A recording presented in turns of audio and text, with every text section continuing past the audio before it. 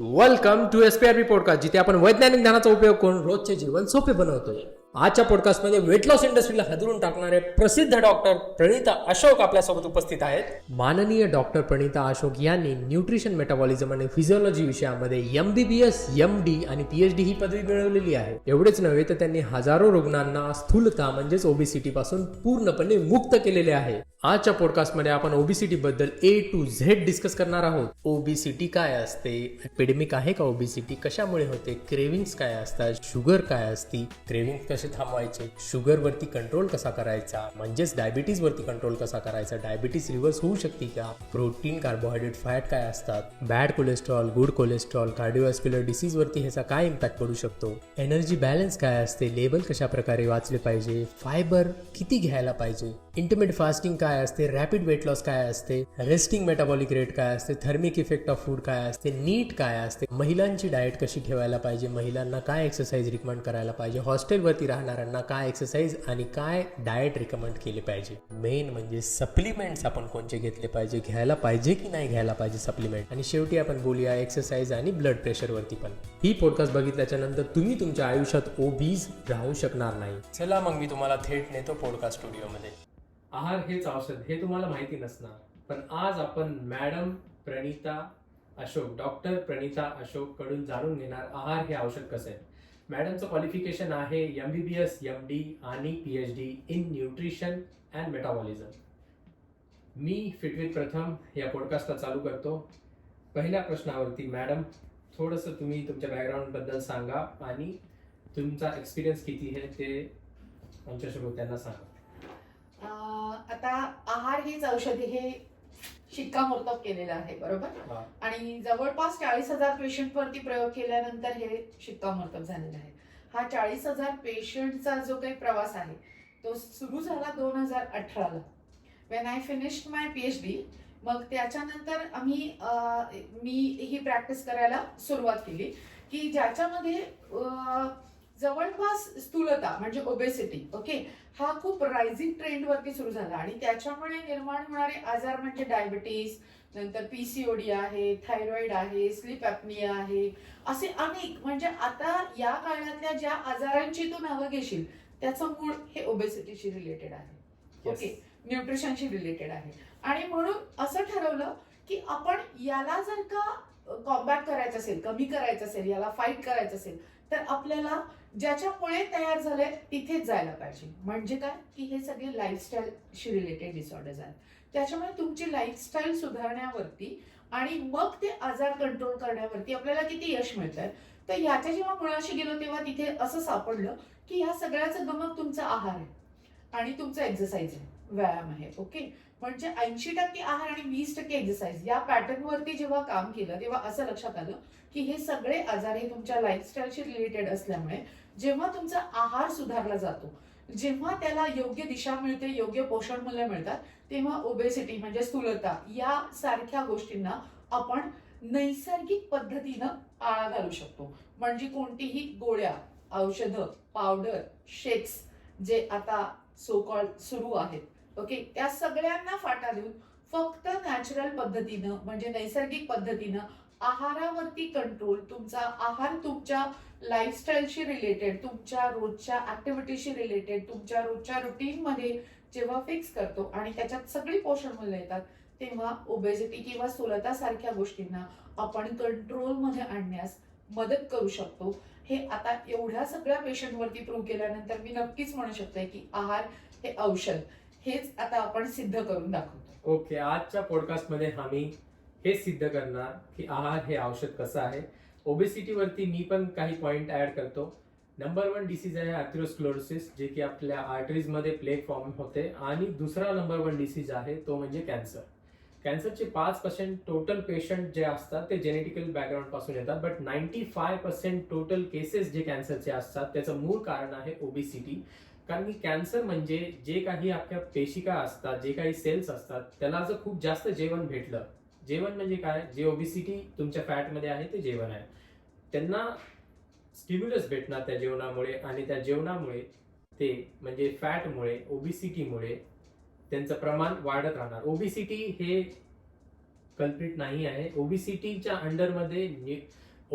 अंडरमध्ये insulin resistance आणि low grade inflammation येतात. Insulin रेझिस्टन्समुळे आणि लो ग्रेड इन्फ्लामेशनमुळे हा जो आजार आहे कॅन्सरचा तो बऱ्या प्रकारे ठीक होऊ शकतो जर आपण आहार हे औषध त्याच्यावरती निंबवलं तर पहिला पॉइंट आजच्या डिस्कशनचा आहे मॅम की ओबेसिटी हे एपिडेमिक आहे का? हो, ओबेसिटी हे epidemic केव्हापासून आहे. आहे? जवळपास 10 वर्षापासून आपण आता याच्यामध्ये पडायला लागलोय आणि करोना नंतर स्फोट झाला. आजकाल लोक जसे दिसतात साईज वगैरे जे असते म्हणजे खूप जास्त त्यांचं वजन वाढलेलं आहे. म्हणजे त्यांचं जे सापळा असते मधला एक्सरे केला तर तो थोडासाच असते. बट जे बाहेरचं जे वजन Fat. वाढलेलं आहे हे मागच्या किती वर्षापासून आहे की पहिले आपण असं होतो का? नाही, पहिल्यांदा आपण मालनरिष्ट होतो. मालनरिष्ट. म्हणजे आपल्याला अन्न मिळत नव्हतं. जेव्हा मग ते शोध करून शिकार करून वगैरे वगैरे वगैरे लोक ते मिळवायला लागली अन्न. त्याच्यानंतर मग कुठेतरी स्थायिक व्हायचं म्हणून लोकांनी शेती सुरू केली. शेती सुरू केल्यानंतर यंत्रसामुग्री आली. यंत्रसामुग्री आल्यानंतर अर्बनायझेशन व्हायला लागलं. लोक शहरांकडे वळायला लागली. जेवढी अर्बनायझेशन व्हायला लागलं तसं तसं शारीरिक श्रम कमी झाले. शारीरिक श्रम कमी झाले, यंत्र आली. त्याच्यामुळे तुमचे जेव्हा शारीरिक श्रम कमी झाले तेव्हा ते जे काही खातं हे डिपॉझिट व्हायला लागलं. बरोबर आहे. काही निमित्तानं सगळी आपण हे जे अर्बनायझेशन म्हणतो मग बायका आणि पुरुष हे एकत्र काम करायला लागले. बरोबर आहे. म्हणजे दोघं पण बाहेर पडायला लागले घरातल्या. मग घरातल्या किचन मध्ये रिसोर्सेस कमी व्हायला लागले. घरातल्या किचन मध्ये रिसोर्सेस कमी व्हायला लागले याचा अर्थ मग खाणार कुठून? मग यायला लागले तुमचे बाहेरचे खाण्याचे पदार्थ यायला लागले, तुमचे प्रोसेस फूड यायला लागले, पॅकेज फूड यायला लागले, पॅकेज ज्यूस यायला लागले. आणि हे जेव्हा सुरू झालं, जेव्हा घरातल्या किचनचं काम कमी झालं आणि बाहेरचं किचन जास्त वाढू लागलं तेव्हा हा ओबेसिटीचा प्रकार आपल्याकडे सुरू झाला. मी जेव्हा बघितलं तेव्हा मला हे कळालं की अमेरिकेमधून हे जे पॅकेज फूड आहे ते आपल्याला इंट्रोड्यूस करण्यात आलं. जे की पॅकेज ज्यूस आहे आणि प्रोसेस फूड आहे, चिप्स वगैरे. करेक्ट.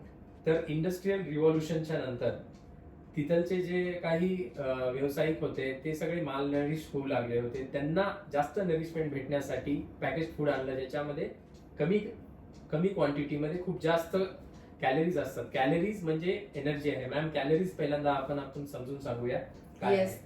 कॅलरीज म्हणजे काय? आता हे कॅलरीचं गणित जेव्हा आपण घ्यायला जातो तेव्हा तो बॅलन्स्ड असतो. म्हणजे तुमचं इनटेक आणि तुमचं आउटपुट हे जेव्हा तुम्ही मॅच करता तेव्हा तुमचं समतोल गोष्टी चालायला लागतात. म्हणजे तुमचं वजन आटोक्यात राहतं. तुम्हाला जे काही तुम्ही खाताय ते तुम्हाला तेवढं जाळण्याची म्हणजे ते कॅलरी खर्च करण्याची पण कपॅसिटी आली पाहिजे.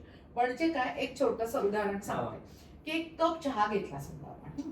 एक साधारण 100 ml चहा घेतो आपण, 75 ते 100 ml. त्याच्यामध्ये दूध असतं, साखर असते आणि त्याचे जे काही कंटेंट असतात त्याच्यामध्ये साधारणपणे 70 कॅलरीज मिळतात एक कप चहामध्ये. बरोबर आहे. पण हे 70 कॅलरीज जर का खर्च करायचे असतील तर काय करावं लागेल? तर 1 तास चालल्यानं माणसाचे साधारण 100 ते 120 कॅलरीज खर्च होतात. म्हणजे तुला 70 कॅलरीज खर्च करायचे असतील तर किती वेळ चालावं लागेल? 40-50 मिनिट. अर्धा तास तरी कमीत कमी चालावं लागेल. आता तुम्ही किती चहा घेता आणि तुम्ही किती वेळ चालता आणि फक्त चहा खर्च करण्यासाठी तुम्ही चालताय, बाकीच्याच काय? हे जेव्हा गणित बघशील तेव्हा या सगळ्याची जी गुंतागुंत आहे ही कॉम्प्लेक्स आहे. म्हणजे हे सगळं जे काय डिटरमाइन होतं. मग तुम्ही म्हणाल की मग आम्ही बाकीचं खातो ते कसं खर्च होतं? पण हे मेटाबॉलिझमच्या प्रक्रियेमध्ये सामील होतं. आणि हे जे मेटाबॉलिझम आहे हे प्रत्येकामध्ये वेगवेगळं असतं. म्हणजे काय की तुमचं मेटाबॉलिझम, आता वेदर कंडिशन की आता काय आहे, पावसाळा सुरू आहे. बरोबर आहे. या सीझन मध्ये शक्यतो आपण त्यांना ताक देत नाही, आंबट पदार्थ देत नाही. बरोबर आहे. पण तेच उन्हाळा आला की ते घेण्याचं प्रमाण वाढतं. असे काही ठराविक ज्या गोष्टी आहेत त्या सीझन मध्ये त्या वेळेला त्या लागू होतात आणि त्याच्यावरती ते मेटाबॉलिझम पण डिपेंड असतं. हे झालं सीझनल. त्याच्यानंतर तुम्ही किती खर्च करताय. म्हणजे जर का तुम्ही 8 तास फक्त लॅपटॉप वरती बसून शेजारी पॅकेट फूड असू देत किंवा हाय कॅलरी फूड असू देत किंवा पिझ्झा असू देत, बर्गर असू देत हे खाताय, पण त्या सिटिंग जॉबमुळे जर तुमचं ते खर्च होत नसेल तर इट विल अक्युमुलेट. लक्षात आलं? हे झालं तुमची कामाची पद्धती. तुम्ही खर्च किती करताय हे त्याच्यावरती डिपेंड राहतं. पण ती जर का कामवाली बाई असेल तर तिचं अंग मेहनतीचं काम आहे. तिने जरी 4 वडापाव खाल्ले तरी तिच्या अंगावरती दिसणार नाही तुला. पण हेच 4 वडापाव जेव्हा एका जागी बसून एक मुलगा टीव्ही बघता बघता खातोय आणि त्याच्या कॅलरीज म्हणजे त्याच्या बर्न काहीच होत नाही, फक्त इंटेक चालू आहे, तर तो नक्कीच वाढणार आहे. त्याच्यामुळे इट विल डिपेंड तुम्ही घेताय किती आणि खर्च किती करताय. छोटा मुलगा पण वडापाव खायला, त्याचे पप्पा पण वडापाव खायला, त्याची मम्मी पण वडापाव खायली.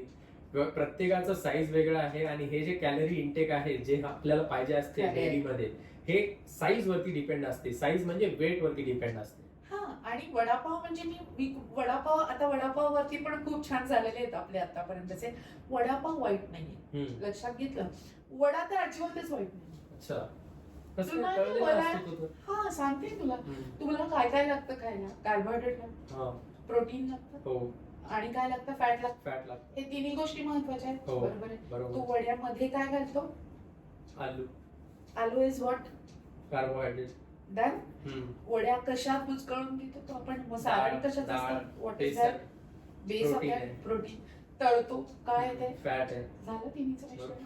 फक्त तो कुठं केलेला असावा हे महत्वाचं आहे. घरी. मी सांगितलंय की वडा हा तुम्ही घरी केलेला असेल तर काही प्रॉब्लेम नाही. Yes. Once in a while एखादा पाव म्हणून काही प्रॉब्लेम नाही, पण दररोज वडा पाव तो पण बाहेरचा असेल तर तो प्रॉब्लेम क्रिएट. मी बघितलं होतं मॅम, बाहेरच्या वडापावच्या जे हे असते चाळणी, त्याच्यामध्ये एवढा मोठा फेस असतो. हा, कारण जेव्हा ते रिपीटेड तेल तळलं जातं तेव्हा त्याच्यात ट्रान्सफॅट तयार होतात. Yes. आणि मगाशी जे तू म्हटलास atherosclerosis, that is the reason. Yes. हे ट्रान्स फॅट आपल्या आर्टरीज मध्ये जाऊन बसतात, त्याच्यामुळे रेझिस्टन्स वाढतो ब्लडला जाण्याचा आणि आर्टरी चोक होतात, हार्ट अटॅक. सिम्पल. आलं लक्षात? येस. तर मॅम, आता हे जे कॅलरी आहे, मला किती कॅलरी घ्यायची आहे हे मी कसे डिसाइड करणार? मला एकदम सिंपल भाषेमध्ये सांगा, जे की सगळेजण यूज करू शकतील. काय नाही, जर का मेल असेल एखादा म्हणजे पुरुष असेल तर पुरुषाला साधारणपणे 2500 ते 3000 कॅलरी लागतात, पण तेवढं त्यांनी बर्न पण केलं पाहिजे. एक डेली व्हॅल्यू सांगते. बायकांमध्ये 2500 ते 2000 असतात, म्हणजे की कमी असतं. हा, 2,500 नाही, 1500 ते 2000 कॅलरी. पुरुषांपेक्षा बायकांमध्ये कॅलरी रिक्वायरमेंट ही कमी असते. कसं काय मॅम? ओके. हा, कारण त्यांचा मेटाबॉलिक रेट, त्यांचे हॉर्मोनल चेंजेस, त्यांचं जे काय मास आहे, मसल मास आहे, हे तुमच्यापेक्षा कमी आहे ना पुरुषांमध्ये. हो, बरोबर. स्त्रियांचं मसल मास हे कमी आहे, त्याच्यामुळे त्यांची रिक्वायरमेंट ही कमी असते. त्यांचे हॉर्मोनल वेगळे आहेत, तुमचे हॉर्मोन्स वेगळे आहेत, त्याच्यामुळे या रिक्वायरमेंट त्या सगळ्या मेटाबॉलिझम वरती डिपेंड असतात. पण ग्रोईंग चिल्ड्रन मध्ये तीच नीड जास्त आहे, येस. प्रेग्नंट वुमन मध्ये ती नीड जास्त आहे. पण परत तुम्ही जेव्हा एजिंग आफ्टर 50-60 च्या मध्ये तुमचं मेटाबॉलिझम डिक्रीज झाल्यानंतर तुमची रिक्वायरमेंट कमी होते. येस. अशा प्रकारे प्रत्येकाचं डिपेंड असतं की कुठल्या कुठल्या वयामध्ये तुमची काय काय कॅलरी रिक्वायरमेंट असते, आणि डिपेंड ऑन दॅट तुम्ही किती साठवताय आणि किती खर्च करताय हे पण अतिशय महत्वाचं आहे. म्हणजे काय की ह्या सगळ्यामध्ये एक महत्वाचा रोल आहे, तो म्हणजे कशाचा? तर तुझ्या व्यायामाचा. बरोबर आहे. समजा मी तुला आता म्हटलं की आपण दुर्वांकुरला जेवायला जाऊया, बरोबर आहे, सगळं ताटात ठेवलेलं आहे, करेक्ट, पण एखादंही मीठ नसेल तर तू काय करशील? मीठ टाकणार. मिठाशिवाय मजा नाही ना. नाही, मजा नाही. किती पण छान असू दे डिश, पण त्यात मीठ नसेल, तेवढंच आणि तेवढंच. पण रोज रेग्युलर आपल्याला एक्सरसाइज लागते, त्याच्याशिवाय तुझ्या त्या बॉडीला मजाच नाही. Correct, correct, correct. आलं लक्षात? बरं. It is the important. आजकालचे जे लोक आहेत, मी डेटा बघितला होता, 3% लोक जिमला जातात. त्या 3% मध्ये पण फक्त 1% लोक 5 पुशअप मारू शकतात. बरोबर आहे. बाकीचे जे लोक आहेत हे ऑब्व्हियसली ओबेसिटी कडे जाणारच. त्यांना जिम कडे कसं वळवायचं? पण नॉट नेसेसरी जिमच करायला पाहिजे, अच्छा. अजिबात गरज नाहीये. तुम्ही जिम केल्यानंतरच तुमचा एक्सरसाइज होणार आहे. तुमच्या रुटीन मध्ये जे काय जमतंय ते तुम्ही करा. म्हणजे एखादी हाऊसवाईफ आहे, बरोबर आहे की नाही, तिने स्वतःसाठी सकाळी अर्धा तास, संध्याकाळी अर्धा तास चालली, ती वॉक करून आली, पण रेग्युलर वॉक केला. घरात आहे ती, बरोबर आहे, एक 10 मिनिटं प्राणायाम केला. तिचे जे काय आजूबाजूचे प्रॉब्लेम्स असतात, तिचं मेंटल जे काय चालू असतं त्याच्यासाठी ते छान आहे, बरोबर आहे. कधी ती झोपून तिने काही मॅट एक्सरसाइजेस करू शकतात. अगदी बोजड बायका असतात त्यांना तुम्ही चेअर एक्सरसाइजेस देऊ शकता. हे बायकांच्या बाबतीत झालं. पण जे दे कॅन गो आउट किंवा यंग एज मध्ये, त्याच्यामध्ये तुम्ही रनिंग पण करू शकता, बरोबर आहे, आणि तुम्ही जिम करू शकता. पण ही रनिंग किंवा ही जिम ही तुमची रेग्युलर राहिली तरच त्याचा उपयोग आहे. पण तुम्ही त्याला माझं आता वजन वाढले आणि मी आता जिमला जाणार आहे आणि मी ते कमी करणार आहे असं असेल तर ते बरोबर नाहीये. तुम्ही तुमच्या फिटनेससाठीच या गोष्टी पहिल्यापासूनच तुमच्या घरात जेव्हा राहाल तेव्हाच ते सगळ्यांमध्ये येणार आहे. म्हणजे आई वडील जर का एक्सरसाइज करत असतील, आई वडील जर का रोजच्या रुटीन मध्ये काय काय वेगवेगळ्या गोष्टी करत असतील, तर मुलांना माहिती अरे दिस इज द नीड, म्हणजे हे आपल्या रुटीनचा भाग आहे. हे आई किंवा बाबा वजन कमी करण्यासाठी नाही करत आहेत, येस, पण हे रोजच्या फिटनेससाठी गरज आहे. डायरेक्ट तेव्हा ते मुलांच्या मध्ये इम्पॅक्ट मध्ये येईल. तेव्हा ती मुलं बाहेर पडतील, तेव्हा ती मुलं खेळायला जातील, तेव्हा ती मुलं एक्सरसाइज करतील. तसं नाही झालं तर फक्त तुम्ही बारीक होण्यासाठी एक्सरसाइज करायचा आहे, हे चुकीचं आहे. ही कन्सेप्ट नकोय. पहिल्यापासूनच तुमच्या डेली रुटीन मध्ये काही ना काहीतरी एक्सरसाइज पॅटर्न असेल तर तुम्हाला तो फिटनेस साठी नक्कीच आवश्यक आहे. आणि आहार हे जे औषध आहे हे विष पण होऊ शकते जर एक्सरसाइज जास्त केली आणि जेवणच व्यवस्थित केलं नाही तर. प्रत्येक गोष्ट एका ठराविक प्रमाणाच्या बाहेर गेलं किती विष तयार होते. एखाद्या गोळीचा डोस जास्त झाला तर तो हेल्पफुल असतो का? नाही, तो साईड इफेक्ट देतो. बरोबर. तसंच चांगल्या गोष्टी अति प्रमाणात झाल्या, म्हणजे खूप अति प्रमाणात झालं की इतका एक्सरसाइज केलाय पण त्याला जर का तेवढी पोषण मूल्य मिळाली नाही तर तो एक्सरसाइज कामीच येणार नाही. उलट तो तुमची इम्युनिटी हॅम्पर करतो. म्हणून जेव्हा तुम्ही आजारी पडता तेव्हा आपण पहिलं ऍडवाइस काय देतात डॉक्टर? आराम करा. Yes, let the body heal. आणि मग पण तसं नाही करत. मला सर्दी झाली तरी पण मी जातोय जिम मध्ये, मारतोय आणि येतोय, खातोय आणि माझं वजन कमी करायचंय, ती इम्युनिटी अजून कमी होणार. So when your body needs, तुम्हाला ती जी जर का रिस्टोर करायची तर तुम्हाला आराम करणं पण त्याच्याबरोबर गरजेचं असतं, नाहीतर त्याचा काहीही उपयोग होत नाही. एक्सरसाइज केल्याच्या नंतर, जनरली स्ट्रेंथ ट्रेनिंग केल्याच्या नंतर आपण आपल्या जे स्नायू असतात त्याला वजन उचलतो आणि त्याच्यामुळे जे स्नायू मधले जे पेशिका असतात ते तुटतात. बरोबर. आणि जर प्रॉपर आहार घेतला तर ते अजून जुडतात, रिपेअर होतात आणि ग्रो होतात. पण तो प्रॉपर आहार घेतला तर. येस, बरोबर आहे. पण मग लोक काय करतात, तो प्रॉपर आहार म्हणजे काय? नाही आता मी जिम करून आलोय पण मला तेलकट खायचं नाही, हे खायचं नाही, ते खायचं नाही, मी हे खाणार नाही, मी प्रोटीन पावडर. हा, प्रोटीन सगळ्यांच्या डोक्यात एक गोष्ट कॉमन आहे, प्रोटीन. बरोबर आहे. पण तुम्ही तेवढा एक्सरसाइज करताय का हे आधी चेक करा. तेवढ्या एक्सरसाइजला तुम्हाला त्या एक्स्ट्रा प्रोटीनची गरज आहे का हे आधी चेक करा.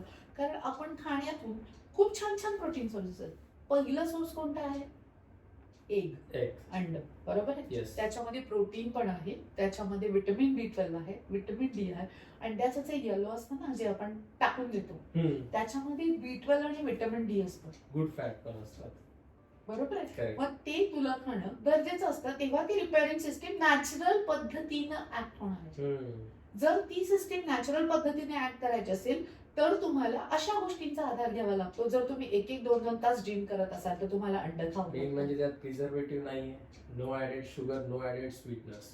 आणि बॉडीला असिमिलेशन होत आहे ना, ते बॉडीची पचन संस्था अशा गोष्टींसाठी बनलेली आहे की जिथे तू एग्स खाऊ शकतो, तू ड्रायफ्रुट्स खाऊ शकतो, तू तिथे पनीर खाऊ शकतो. You have vegetarian sources also. डाळ आहेत, पल्सेस आहेत, राजमा आहेत, छोले आहेत, नंतर सत्तू पावडर. व्हेजिटेरियन लोक कंप्लेन करतात मॅम की आमच्या जे सत्तू पावडर आहे, आमचं जे दाल आहे त्याच्यामध्ये प्रोटीन खूप कमी आहे, जे इम्पॉर्टंट आहे, आणि मॅक्झिमम कार्बोहायड्रेट आहे. तर ते कार्बोहायड्रेटचा सोर्स आहे.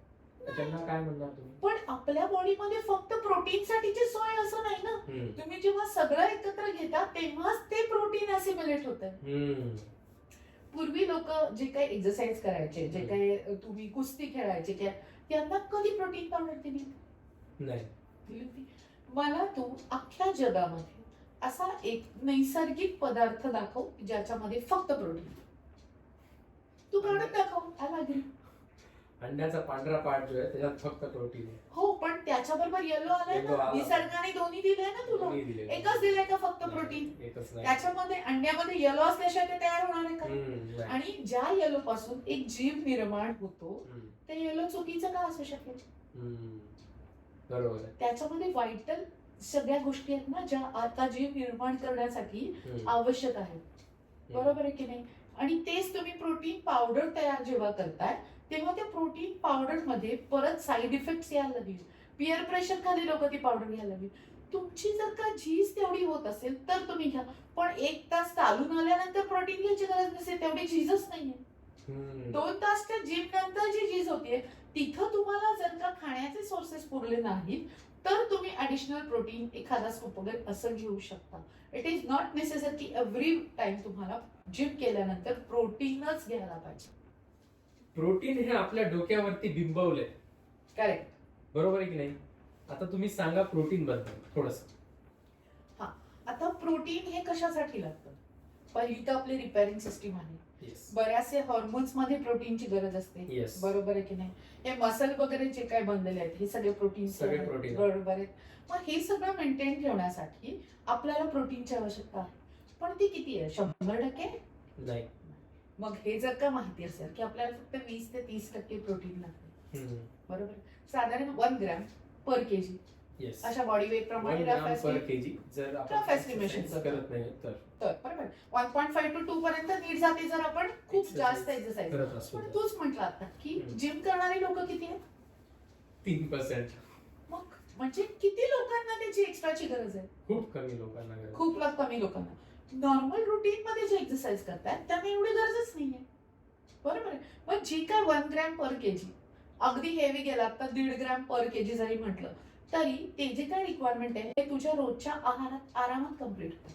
तू जर का भाजी पोळी वरण भात फ्रुट्स ड्रायफ्रुट्स त्याच्यानंतर त्याच्यामध्ये काही तू व्हेजिटेबल्स घेतोयस, तू ग्रीन व्हेजिटेबल्स घेतोय, तू पल्सेस घेतोय, तू डाळ, या सगळ्यामध्ये रोजच्या जेवण जे भारतीय जेवण म्हणतो आपण की सकाळी ब्रेकफास्ट, दुपारी भाजीपोळी, रात्री वरण भात किंवा वरण भात भाजीपोळी किंवा जे काही आहे कोशिंबीर आहे सॅलड्स आहे, या सगळ्यामध्ये साधारण 40 ते 50 ग्रॅम प्रोटीन मिळतं.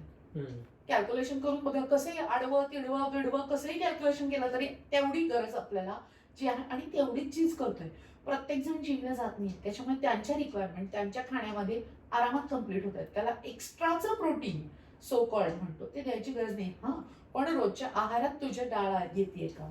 रोजच्या आहारात तुझे फ्रुट्स येत आहेत का? रोजच्या आहारात काही प्रमाणात ड्रायफ्रुट्स येत आहेत का? रोजच्या आहारात फळभाजी पालेभाजी येते का? रोजच्या आहारात काही सॅलड्स येत आहेत का?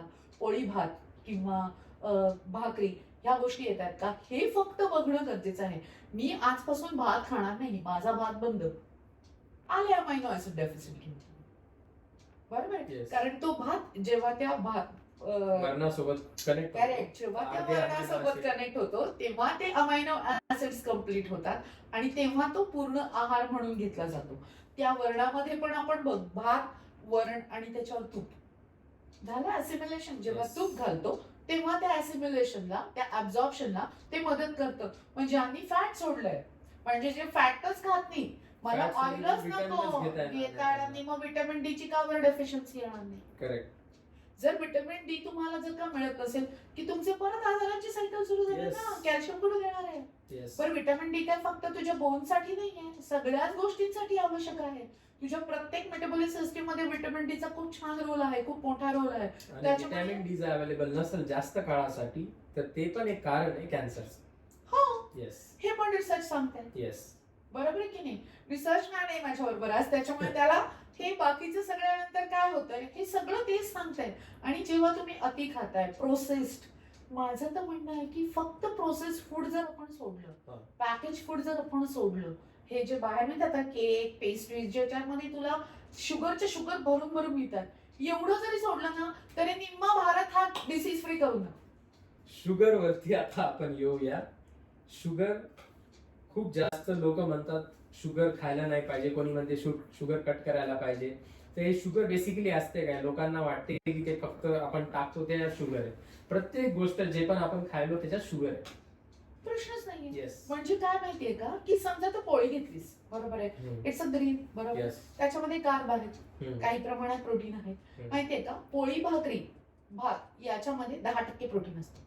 पल्सेस डाल्स घेतल्या तर त्याच्यात 20 ते 40% म्हणजे soybean is the highest one, 40 ते 45% त्याच्यात. पण सोयाबीन मध्ये फक्त प्रोटीनच नाहीये, त्याच्याबरोबर काही फॅट्स पण आहेत त्याच्यामध्ये. सोयाबीन ऑइल नाही करत, त्याच्यामध्ये काही प्रमाणात कार्ब्स पण आहेत, बरोबर आहे.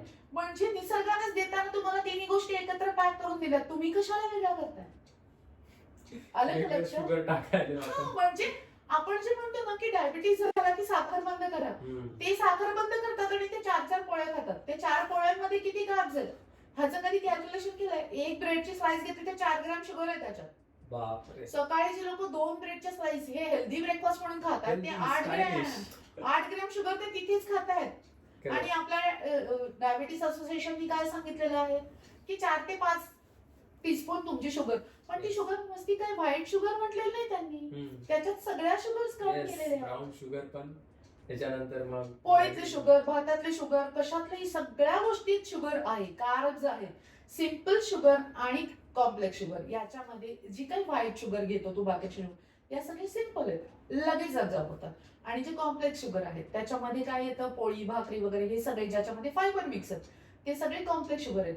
ते आपली बॉडी चांगल्या प्रकारे पचवते, बरोबर आहे. त्याच्यामुळे त्या घातल्यानंतर तुमचं लगेच स्पाइक येणार नाहीये, पण डायरेक्ट केक पेस्ट्री खाल्लं की लगेच स्पाइक येणार. मॅम हे जे तुम्ही स्पाइक म्हणला आपल्या ऑडियन्सला बहुतेक माहित नसेल, स्पाइक कशाचं स्पाइक? शुगरचं स्पाइक आहे, म्हणजे इन्शुलिन रेजिस्टन्स म्हणतात की नाही तुम्हाला, की तेव्हा जेव्हा आपण खूप जास्त प्रमाणात या गोष्टी खातोय, केक पेस्ट्री वगैरे वगैरे वगैरे खातोय, तेव्हा तो जो ग्लुकोजचा स्पाइक असतो तो धाडकन वरती, बरोबर आहे. पण तीच तू जर का भाजी पोळी खाल्ली तर तुझा स्पाइक असा येणार आहे, तो वरती जाणार नाहीये. म्हणजे जेव्हा तो सारखा वरती टच व्हायला लागतो तेव्हा तुला तो इन्शुलिन रेजिस्टन्स, कारण तेवढं इन्शुलिन एक्झॉस्ट होत आहे, किती काम करणार बिचारे, शेवटी ते थकून जातं आणि त्याला आपण म्हणतो इन्शुलिन रेजिस्टन्स. पण ती जर का स्लो प्रमाणात वाढली तर तो थकणार नाहीये, त्याचं काम त्याला अगदी छानपणे करता येणार आहे. मग तेव्हा अशा वेळेला तो स्पाइक जेव्हा हळू यायला लागतो तेव्हा तो इन्शुलिन रेजिस्टन्स कमी व्हायला. ह्याला आपण एका असं एक्झाम्पलला समजू शकतो की आपण लाईफमध्ये या पॉइंट पासून या पॉइंट मध्ये ट्रॅव्हल करणार, तर ग्लुकोज आपल्याला एनर्जी लागते ट्रॅव्हल करण्यासाठी इथून इथपर्यंत. हळूहळू जर पोहोचवलं तर आपल्या बॉडीतले सगळे अवयव व्यवस्थित राहतील. आपल्याला धक्का मारून जर कोणी फेकून दिलं, म्हणजे धक्का मारणे म्हणजे काय, तुम्ही जेव्हा कोणती पण गोष्टी अशी खायला ज्यात एनर्जी खूप जास्त क्वांटिटीमध्ये आहे शुगर, तर ते धक्का द्यायले तुमच्या बॉडीला, एकदम एनर्जीचा धक्का द्यायले, एनर्जी फेकायले तुमच्या बॉडीमध्ये. त्याच्यामुळे पॅनक्रियाज लोडमध्ये येते, इन्सुलिन बनवते. इन्सुलिन चाबी आहे. काही काही बॉडीमध्ये ब्रेन आणि हार्ट आणि लिव्हर सोडून बाकीचे जितके ऑर्गन आहेत त्याला इन्सुलिन गेटची चाबी आहे, शुगर मध्ये जाते आणि प्रत्येक सेल पर्यंत एनर्जी पोहोचते. सो हे जे धक्का आहे ते जितका हळू मारला, कोणी हळूहळू पोहोचवलं तर जास्त दिवस जगणार तो माणूस. आणि इन्सुलिन हे डायरेक्टली इम्पॅक्ट करते एजला. लोक आजकाल 30च्या वयामध्ये 50 सारखे दिसायलेले आहेत. ऑक्सिडेटिव्ह स्ट्रेस कशामुळे आलाय? Excess food, package food. Yes, हे जे आहे हे एक्सेस फूड किंवा पॅकेज फूड हे जे आहे ते तुमचं एक्झॉस्ट करते. तो इन्शुलिन काय करतोय, तो तुमची शुगर आत घेतोय की नाही, पण तुम्ही इतकी शुगर टाकताय की तो बिचारा थकून जातोय. मग जेव्हा तुमचं ते excess food, package food, process food हळूहळू कमी होईल, त्याच्यामध्ये तुमच्या फायबर्सला ऍड करता येईल, त्याच्यामध्ये तुमचे ड्रायफ्रुट्स येतील, इसेन्शियल ऑइल येतील, हे सगळे मिळून ते इन्शुलिनला सांगतायत की हळूहळू कर बाबा तुझं काम. मॅडमनी जसं म्हणलं, फायबर फॅट्सला इन्सुलिन हळूहळू डेव्हलप होते. का बरं डेव्हलप होते? फायबर जे आहे जेव्हा आपण खातो सगळ्यात पहिल्यांदा मीलमध्ये, ते एक जाळी तयार करते, जठरमध्ये जाळी तयार करते. त्याच्यामुळे जे शुगर आहे, जे ग्लुकोज आहे, जे बॉडीला भेटणार आहे, ते हळूहळू 8 घंट्यामध्ये 4 घंट्यामध्ये भेटत राहते. सिमिलरली फॅटचं जे इन्सुलिन स्पाइक आहे ते ऑलमोस्ट फ्लॅट आहे, नाहीच इन्सुलिन स्पाइक. आणि त्याच्यानंतर जे बाकी ड्रायफ्रुट्स वगैरे आहेत त्याच्यामध्ये प्रोटीन पण आहे. प्रोटीनची जी सटायटी व्हॅल्यू आहे, म्हणजे खाल्ल्यावरती, आता तुम्ही एक एक्सपेरिमेंट करून बघा, तुम्ही अंडे खाऊन बघा, 4हून जास्त एक जरी अंडा गेला तर मी इथं स्टॅम्प पेपरवरती लिहून देतो की जाणार नाही. मॅमचा डायलॉग स्टॅम्प पेपरवाला. तर मॅम का जाणार नाही? अंडे आपण 4हून जास्त का आपल्याला खा वाटत नाही? आणि बर्गर का क्रिएट व्हॉल्यूम ना. अंडे जेव्हा 4 खातो तेव्हा तो सटायटी पटकन देतो, प्रोटीनमुळे जास्त पटकन सटायटी देतोय तो, त्याच्यामुळे तो आपल्याला जास्त खाल्लं जाणार नाहीये ते, लक्षात आलं. पण तू ड्रायफ्रुट सारखं खाल्ले तर तोही पण सटायटी देणार आहे, कारण त्याच्याबरोबर प्रोटीन का पण इसेन्शियल अमायनो ऑइल्स आहेत, नॉट अमायनो ऍसिड, ऑइल्स आहेत. त्याच्यामुळे पण आपल्याला ज्या चांगल्या गोष्टी लागणार आहेत ऍसिमिलेशन साठी, तुम्हाला ऍब्झॉर्प्शन साठी, फूड ऍसिमिलेशन खूप महत्वाचं आहे. ऍसिमिलेशन म्हणजे ते ऍब्झॉर्प्शन चांगलं झालं पाहिजे, याच्यासाठी तो जो काला होतो पोटामध्ये तयार, तो जेव्हा हेल्दी असेल तेव्हाच ते ऍसिमिलेशन चांगलं होणार. पण जर का तू बर्गर घेतलास, पिझ्झा घेतलास, त्याच्यामध्ये ऍडिटिव्ह फ्लेवर्स आहेत, प्रिझर्वेटिव्ह आहेत, बरोबर आहे, त्या फ्लेवर्स मायक्रोबायोमला करेक्ट, ते फ्लेवर्स, ते ऍडिटिव्ह त्या गड मायक्रोबायोमला लवकर हॅम्पर करायला लागतात आणि म्हणून तर नंतर ऍब्झॉर्प्शन कपॅसिटी कमी होते, पोट बिघडायला सुरुवात होतं, कॉन्स्टिपेशन होत आहे, प्रश्नच नाही कारण की फॅट चुकीचे आहेत, सॅच्युरेटेड फॅट जास्त आहेत त्याच्यात, त्याच्यामुळे हे सगळे प्रॉब्लेम क्रिएट व्हायला लागतात आणि म्हणून तर नंतर मग त्यांना साधं काही खाल्लं तरी पचत नाहीये, गॅसेस होत आहेत, ब्लॉटिंग होत आहे, असं व्हायला लागतं कारण आधीच ते सैन्य जे आहे त्यांनी खराब करून टाकलंय.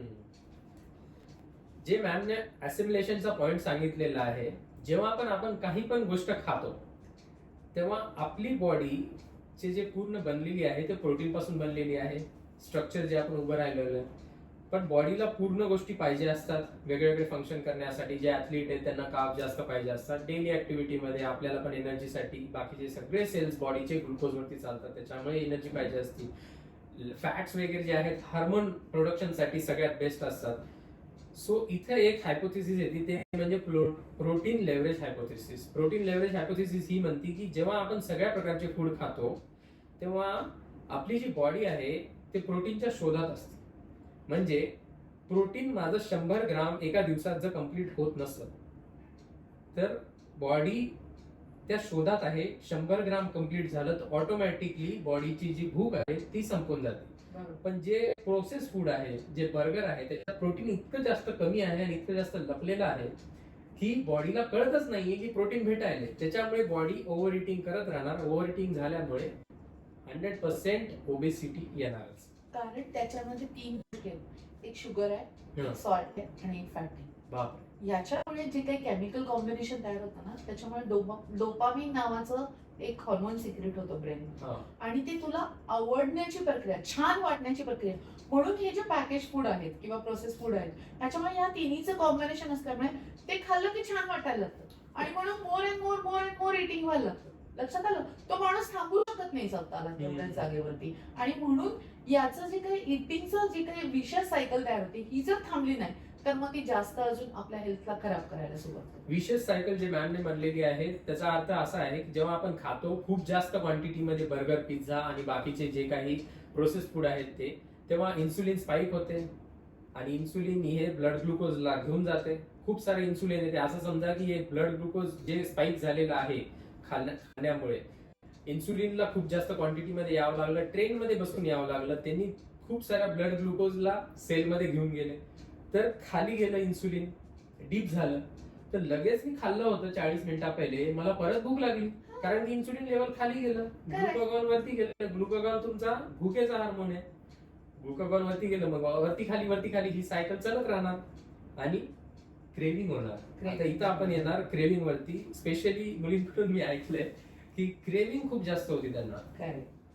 तर मग मी मुलींकडून असं ऐकलेलं आहे की त्यांना क्रेविंग खूप जास्त होती. मुलांकडून एवढं ऐकलेलं नाहीये खरंच, बट मुलींकडून ऍक्च्युअली क्रेविंग खूप जास्त होती. तर क्रेविंग मध्ये ते ओव्हर इटिंग करतात, काही पण खातात. चॉकलेट आहे, आता आपल्याला वाटतं चॉकलेट किती छोटे आहे, म्हणजे 500 ते 600 कॅलरी असतात एवढ्या मोठ्या चॉकलेटमध्ये, तेवढं ते खाऊन टाकतात. तर हे क्रेविंग काय आहे नेमकं? क्रेविंग म्हणजे तुला सारखी खाण्याची इच्छा होते. हे कधी होतं? जेव्हा तुझी पोषण मूल्य कमी पडतात, म्हणजे तुला कुठल्या तरी गोष्टींची डेफिशियन्सीज असतात. तुझ्यामध्ये आयर्न कमी आहे, बरोबर आहे, तुझ्यामध्ये कॅल्शियम कमी आहे. तर या वेळेला तुझे पोषण मूल्य तुला जे मिळतात ते पुरत नाहीये बॉडीच्या सस्टेनेबिलिटीसाठी, बॉडीला हेल्दी ठेवण्यासाठी. कारण काय होतं की मुलींच्या बाबतीत जे आपण म्हणतो, बरोबर आहे की नाही, आपल्याला धक्का बसेल या मुलींना खाण्याचं जे काही पॅटर्न ठरवून दिलेलं असतं ना त्याच्यामध्ये खूप कॅलरीज कट डाऊन करतात मुली. सकाळपासून नाही मला खायचं नाही, मला वजन कमी करायचंय, मला बॉडी शेप मध्ये यायचंय, 12-1 वाजेपर्यंत काही खायचं नाही. काय खायचं? सकाळी एखादं फ्रूट खाल्लं की झालं का, इट इज हेल्दी. पण त्या बॉडीला, तुमच्या हॉर्मोनला जे काय लागतंय ते जर का तुम्ही दिलं नाही, त्या बॉडीला लागतंय तुमचे, सकाळी तुला इंजिन पाहिजे ना, तुला जर का पेट्रोल मिळालं नाही, तुला जर का कार्ब्स मिळाले नाही तर क्रेविंग होईल ना ते सगळे. आयुर्वेदामध्ये पण लिहिलेलं आहे सकाळी हंगर फायर सगळ्यात जास्त असतं. मग त्यावेळेला तो जर तू व्यवस्थित ब्रेकफास्ट केला नाही तर ते हंगर फायर अजून घेतात आणि मग चुकीच्या डायरेक्शनला जायला लागतात आणि ते क्रेविंग्स तयार होतात. म्हणून जेव्हा तू सकाळी उठल्यावरती थोडंसं आपण जे म्हणतो काही ड्रायफ्रुट्स घेशील, एखादं ब्रेकफास्ट व्यवस्थित घेशील, एखादं फ्रूट खायला लागशील, तेव्हा ते हंगर पॅन्स कमी होतात आणि मग तुमचे क्रेविंग्स कमी होतात. पण आपण तसं नाही करत. आपल्याला उपाशी राहून वजन कमी करायचं असतं. आणि तसं झालं की मग ते 12-1 वाजेपर्यंत शांत चाललंय.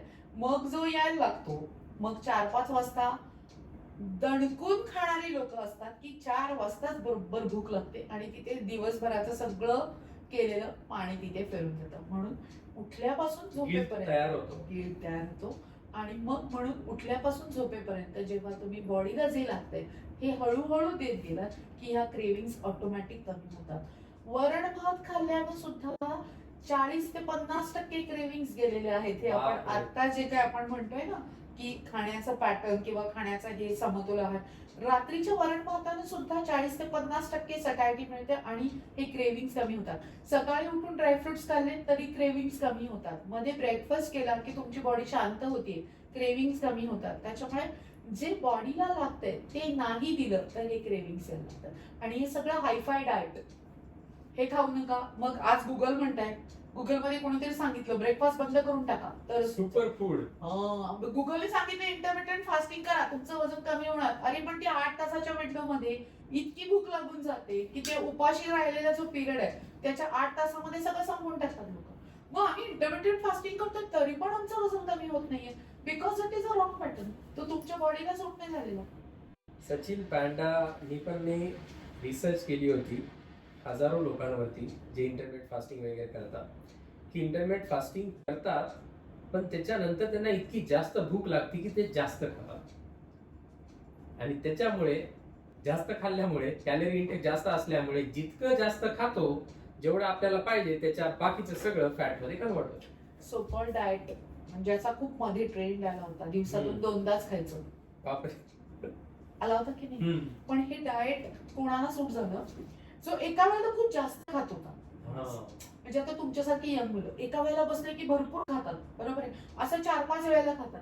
मग त्यांना फक्त 2 मध्ये तुमचं ते बांधून ठेवलं की निदान तेवढा कॅलरी कट डाऊन होत होते आणि रिझल्ट मिळाला. पण जर का आमच्यासारख्या बायका किंवा लहान मुलं आहेत किंवा मिडल एज मधली मुलं लोक आहेत, त्यांना एवढं खायची सवय नाहीये. ते एका वेळेला 1 किंवा 2च पोळी खाऊ शकतात. पण तेव्हा जर का तो 2 मध्ये त्यांना डिवाइड केलं तर 2 पोळ्याच्या ऐवजी 4 पोळ्या खाल्ल्या. त्यांच्यासाठी हे खूप अवघड.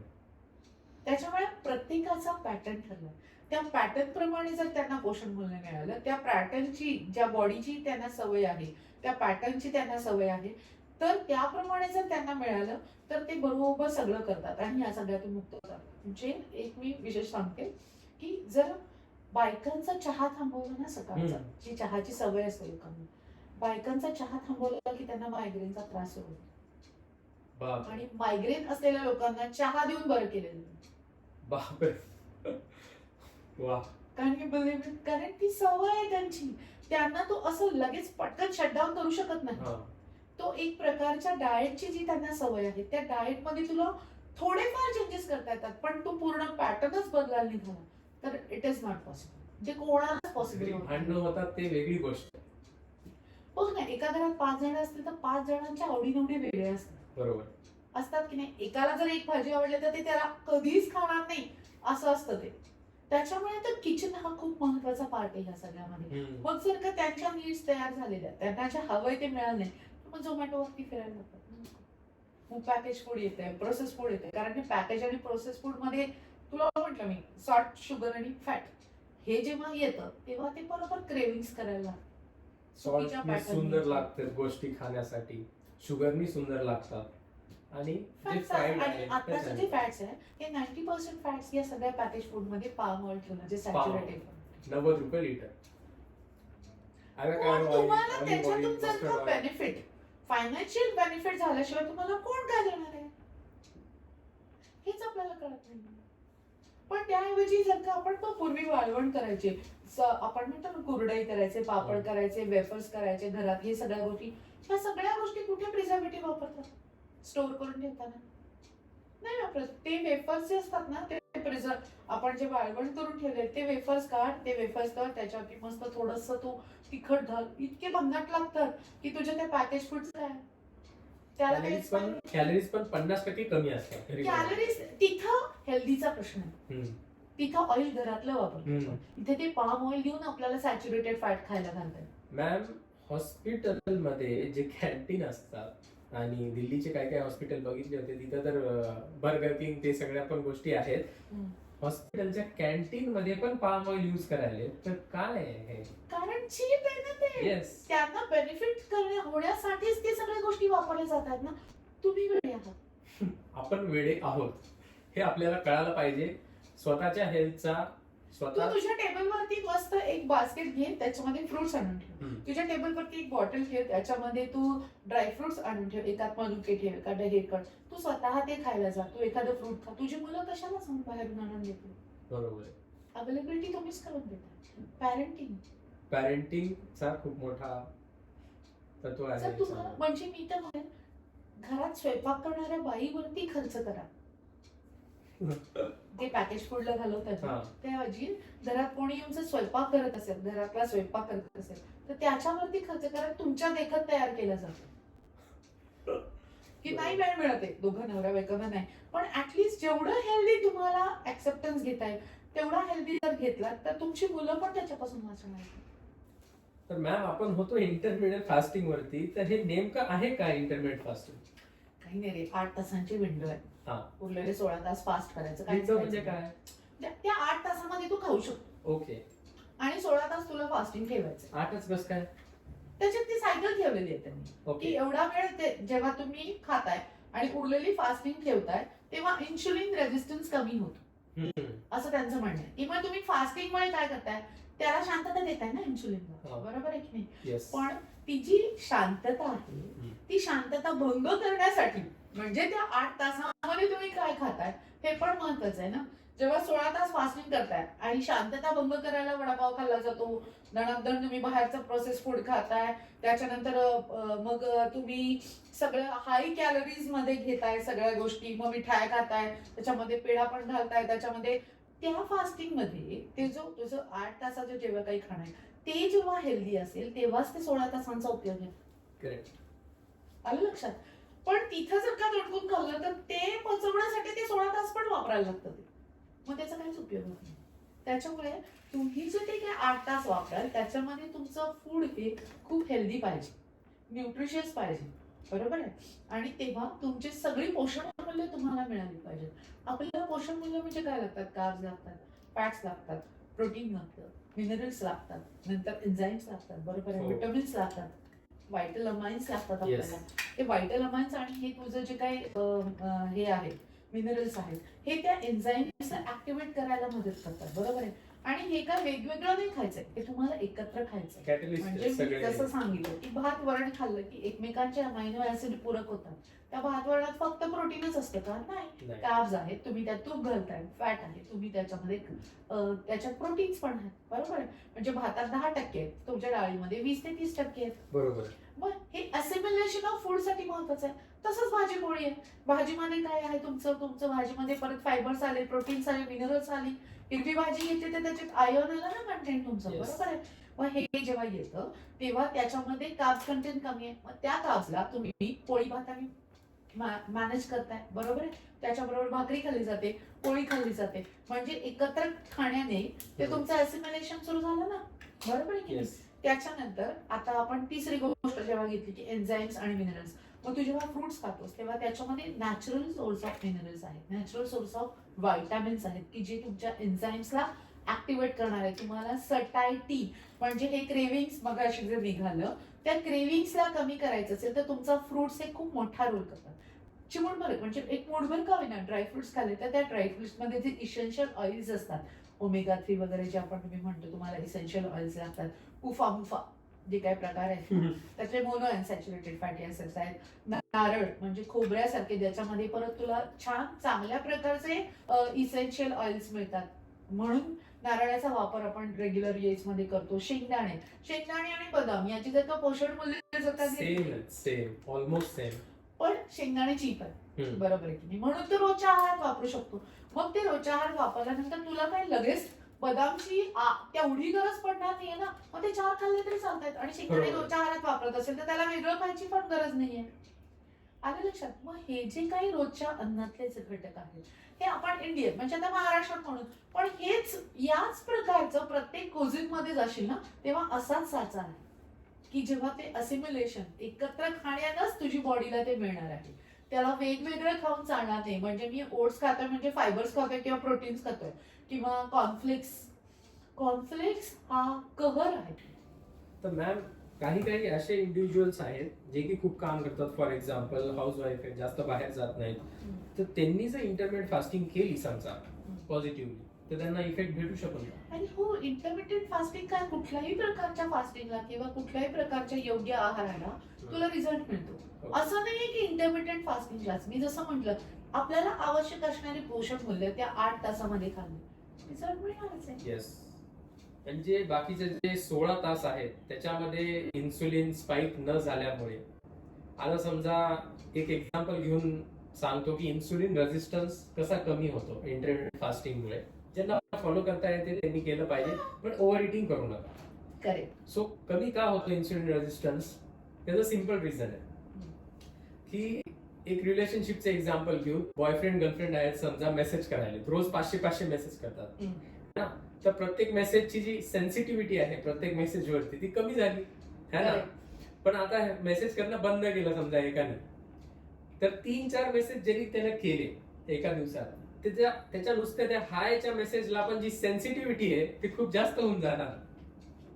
सो इन्सुलिन सेन्सिटिव्हिटी, बॉडीचे जे सेल्स आहेत, रिसेप्टर्स आहेत, ज्याच्यामध्ये इन्सुलिन जाऊन चिटकणार होतं आणि ते ग्लुकोज समोर जाणार होतं, सेलला एनर्जी देणार होतं मायट्रोकॉन्ड्रियामध्ये, हे जे रिसेप्टरची सेन्सिटिव्हिटी वाढली आणि इन्सुलिन रेजिस्टन्स कमी झाला. आता मॅम हे ब्लड रिपोर्ट मध्ये कसं बघायचं आपण आपल्याला इन्सुलिन रेजिस्टन्स व्हायला की नाही ते? फास्टिंग इन्शुलिन करतात हल्ली लोक, बरोबर आहे की नाही. तर फास्टिंग इन्शुलिन 8 पेक्षा जास्त खूप जास्त वाढायला लागलं तेव्हा तो एक आहे. पण मी सांगू का, मी त्याच्यासाठीच मागे जेव्हा ही फास्टिंग इन्शुलिनची सगळीकडे चर्चा सुरू होती ना, तेव्हा प्रत्येक देशातल्या गाईडलाईन्स काढल्या. 21 आहेत माझ्या. 21? प्रत्येक देशातल्या, कारण त्यांचे काहीतरी गाईडलाईन्स असतात ना इन्शुलिन. तर तिथे कुणीही तुझ्या फास्टिंग इन्शुलिन वरती तुझी ट्रीटमेंट बदलतंय असं नाही. अच्छा. कारण हे फास्टिंग इन्शुलिन खूप साऱ्या फॅक्टर्स वरती अवलंबून असतं. प्रचंड फॅक्टर्स आहेत त्याच्यात. तू काय खाल्लं, तू किती वेळानंतर खाल्लं, तू किती खाल्लं, तू कशा प्रकारचं खाल्लं, तुला मध्ये आराम मिळाला होता की नाही, तुझे स्लीप पॅटर्न कसे आहेत, तुझे हॉर्मोनल काही इश्यूज आहेत का, ह्या सगळ्यावरती ते फास्टिंग इन्शुलिन फ्लक्च्युएट होत असतं. म्हणून या सगळ्या गाईडलाईन्स असं सांगतात की HbA1c हे बघूनच तुमची ट्रीटमेंट ठरवली जाते. आता फास्टिंग आणि पोस्ट प्रँडियल म्हणजे उपाशी पोटी आणि जेवल्यानंतर 2 तासांनी, याच्यावरती सुद्धा तुम्हाला ट्रीटमेंट अवलंबून ठेवली जात नाही. कारण मी जर म्हंटल उद्या तुला फास्टिंग पीपी द्यायचे, तो काय करशील, आज दुपारपासून काही खाणार नाही, माझी फास्टिंग कमी आली की माझी पीपी कमी येईल. पण हा चोरटेपणा तू 3 महिन्याच्या शुगर मध्ये नाही करू शकत. चोर पकडला जावा म्हणून 3 महिन्याचा ऍव्हरेज असलेली HbA1c आता ट्रीटमेंट साठी वापरली जाते. त्याच्यामध्ये 5.6 चा आकडा लक्षात ठेव. 5.6च्या खाली गेलं की तू नॉर्मल आहेस. 5.6 उलट काय होतं, 6.5 याच्यामध्ये आलं की तू प्री डायबेटिक्स आहे, आणि 6.5च्या वरती गेलं की तू डायबेटिक्स आहेस. तरी सुद्धा आता 7.5-8 जरी HbA1c आली तरी इट इज मॅन्डेटरी की आधी त्यांना लाईफस्टाईल चेंजेस करू द्या, आधी त्यांना व्यायाम सुरू करू द्या, त्यांचं वजन, त्यांचे जे काही फॅक्टर्स आहेत ते त्यांना कमी करू द्या.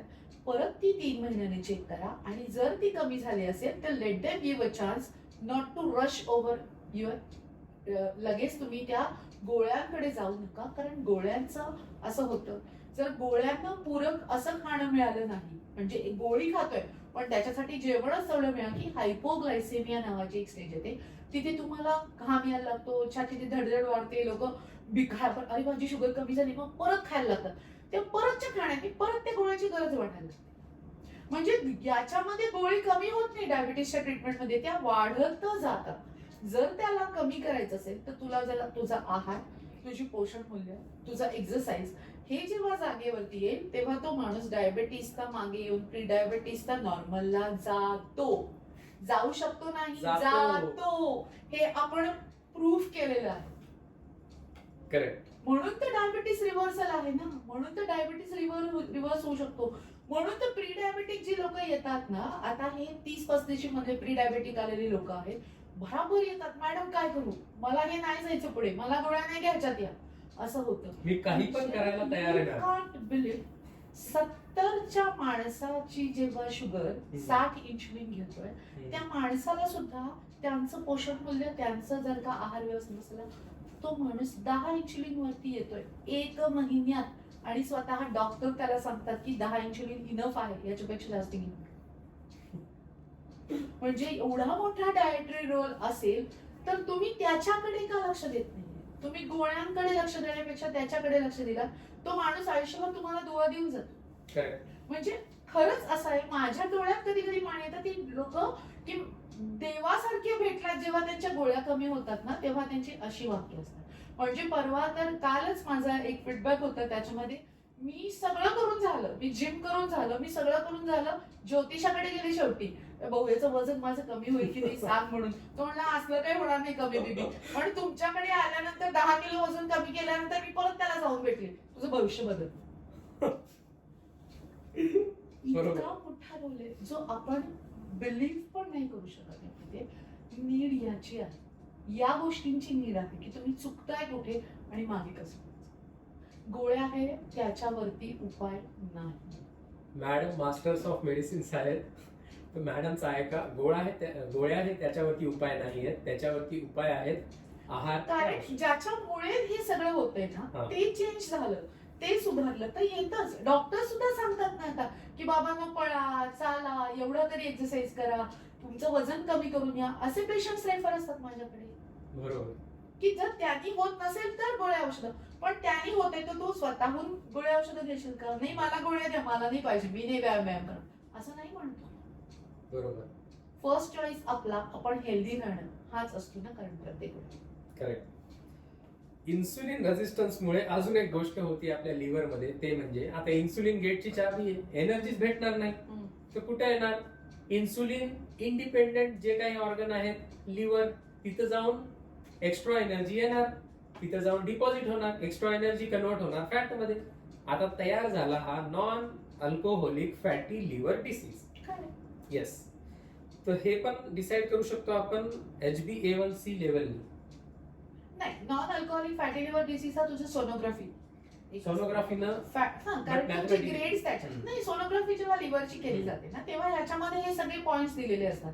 तुमचं ग्रेड 1 आहे का, ग्रेड 2 आहे का, ग्रेड 3 आहे का, आणि मग त्याला पण पर्याय हाच आहे, तुमचं प्रोसेस फूड बंद करा, तुमचं पॅक फूड बंद करा, तुमचं वजन कमी करा, तुमचं चांगलं आहाराची सुरुवात करा, तुमचं ते बरोबर येतं. आहेत आपल्याकडे असे पण पेशंट्स. येस.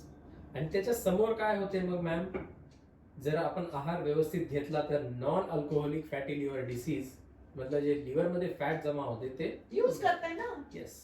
जेव्हा तुम्हाला ते यूज होणार आहे तेव्हाच ते कमी होणार आहे ना. करेक्ट. पण त्याच्यामुळे तू जसं म्हटलास तसं इन्सुलिन रेझिस्टन्स पण वाढतो जर NAFD असेल. येस. कारण ते फॅट सगळे सिग्नलिंग चुकवून ठेवतात. सगळे हॉर्मोन्स जेव्हा तुमच्या शरीरात फॅट वाढतं, चरबी वाढते, तेव्हा सगळे हॉर्मोन्स भडकटायला लागतात. तुम्ही जेव्हा ते फॅट कमी कराल ते सगळे एकत्र व्यवस्थित रस्त्यावरती येऊन चालायला लागतात, नाही तर ते तिकडे जातात. डिस्लिपिडेमिया आणि फास्टिंग ब्लड ग्लुकोज नी कळू शकते की नॉन अल्कोहोलिक फॅटी लिव्हर होणार आहे की त्याच्यामुळे हो ते पण आहे. सो एक सिंपल वेबसाईट आहे ट्रायग्लिसराइड इंडेक्स म्हणून, त्याच्यावरती तुम्ही टाकू शकता फास्टिंग ब्लड ग्लुकोज आणि डिस्लिपिडेमिया मतलब की ट्रायग्लिसराइड लेवल 200 पेक्षा जास्त असेल तर मग असणारच non alcoholic fatty liver disease. So आता आपण येऊया सगळ्यात चर्चित विषयावरती, ते म्हणजे रॅपिड वेट लॉस. माझं लग्न आहे, माझं भावाचं लग्न आहे, मला वेट लॉस करायचा, मी घरी जाऊ शकत नाहीये, मला वेट लॉस करायचा, मला फोटो काढायचे, मला वेट लॉस करायचा आहे, मला 7 ते 8 kg वेट लॉस करायचं आहे, असे पेशंट म्हणतात. तर आपण त्यांना काय म्हणलं पाहिजे?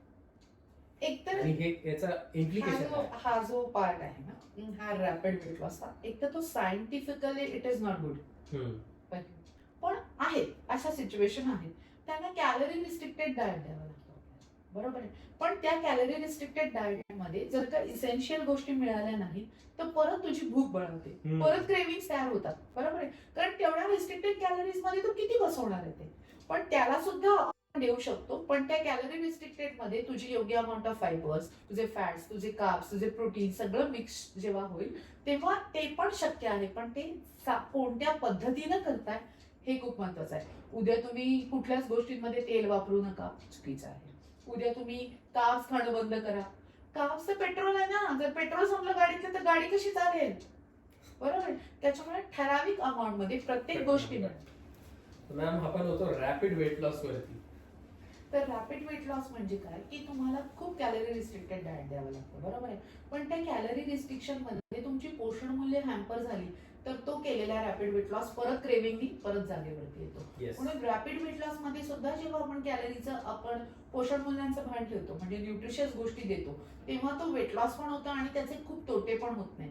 पण शेवटी ही सायंटिफिकली नॉट गुड गोष्ट आहे, लक्षात घे. खूप रॅपिड वेट लॉस हा कधीही कोणासाठीही आपण रेकमेंड करत नाही. पण तुम्हाला जर काही असे कुठले फंक्शन्स वगैरे असतील तर तुम्ही करू शकता.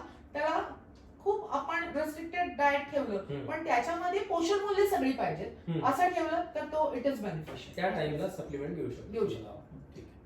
तर रॅपिड वेट लॉस म्हणजे फास्टिंग किंवा कमी कॅलरीज खाल्ल्या खूप जास्त, तर त्या टाइमला जेव्हा पण आपण नॉर्मल जेवण करत असतो ते जेवण आपल्या लिव्हरमध्ये जाते. लिव्हर मधून त्या जेवणातलं जे ग्लुकोज आहे त्याचं 10% पायरुवेट मध्ये कन्वर्ट होते. पायरुवेट थ्रू मग एनर्जी भेटते. 90% बनते ग्लायकोजन. ग्लायकोजन म्हणजे एक स्टोरेज ब्लॉक आहे, समजा तुमच्या लिव्हर मध्ये असते, किडनीच्या वरती असते आणि मसल्स मध्ये असते.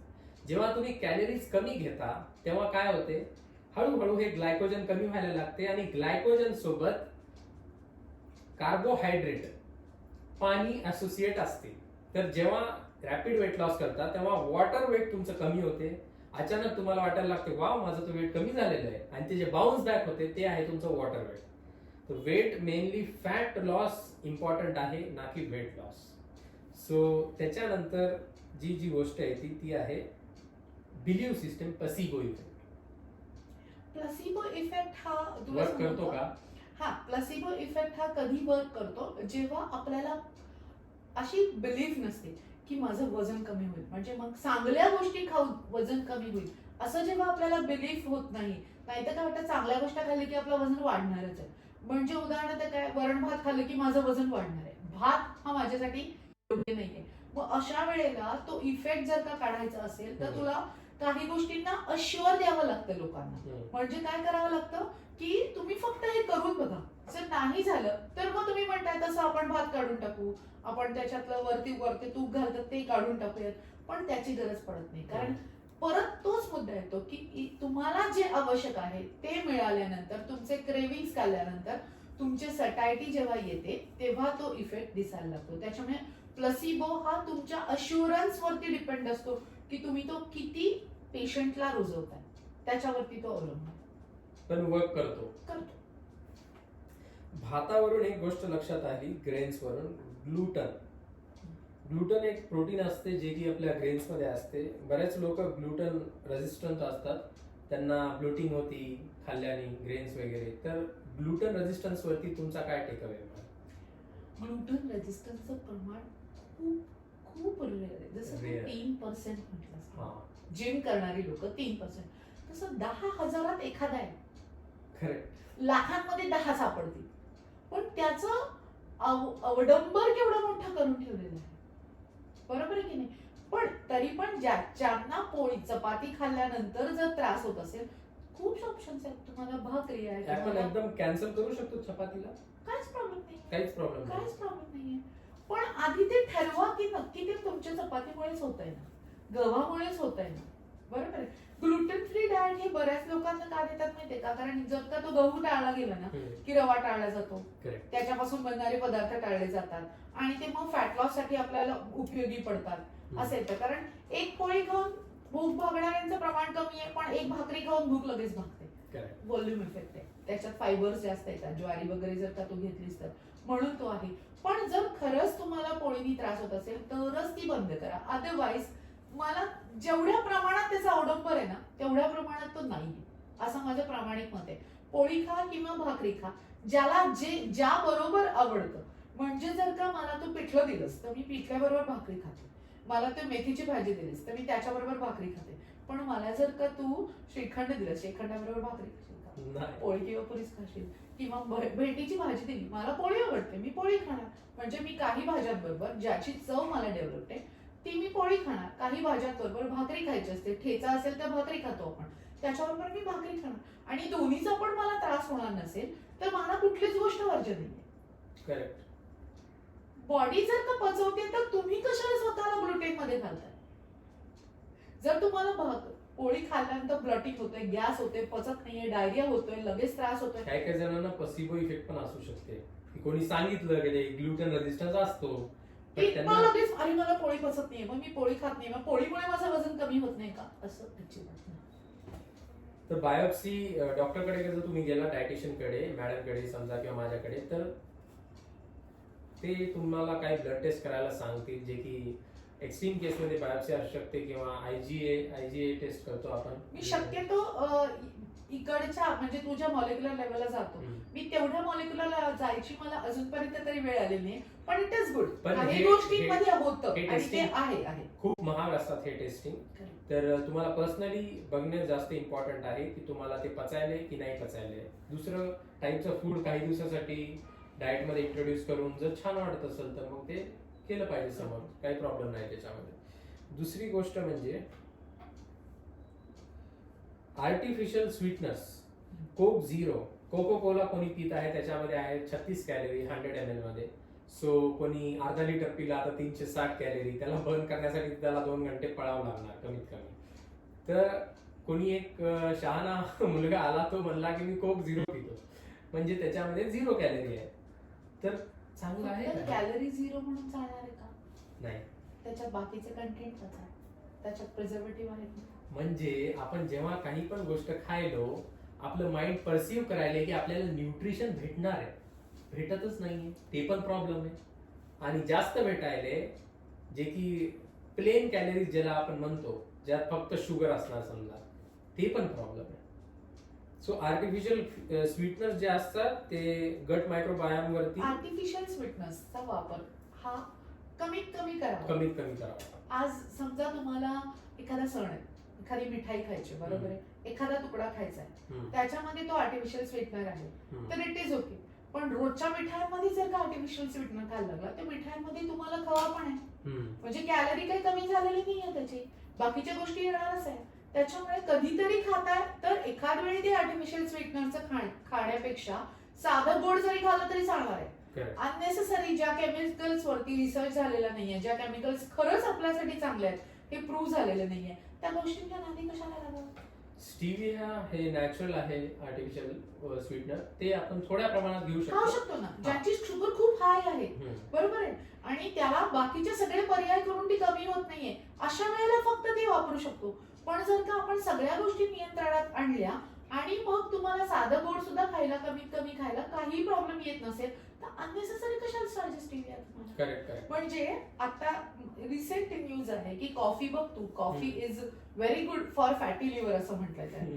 म्हणजे तुम्ही दिवसातून 400 ml कॉफी, 200 ते 400 ml मेटाबॉलिझम वाढते आणि लायपोलिसिस होते. पण तू एका बाजूला कॉफी घेतलीस, बरोबर आहे, तिकडून पिझ्झा आला, इकडून बर्गर आलं, इकडून हेवी डाएट आलं, इकडून मिठाई आली, इकडून हे आलं, आणि मग कॉफी. म्हणजे ब्लॅक कॉफी ऍक्च्युअली जीव सांगितलं, देईल रे कॉफी. ऍक्च्युअल मध्ये सांगितलं सगळ्या गोष्टी सुधारा आणि मग कॉफी वापरली तर ती थोड्याफार प्रमाणात तुम्हाला, तसाही सगळ्या गोष्टी सुधारल्यानंतर रिझल्ट येणार आहे.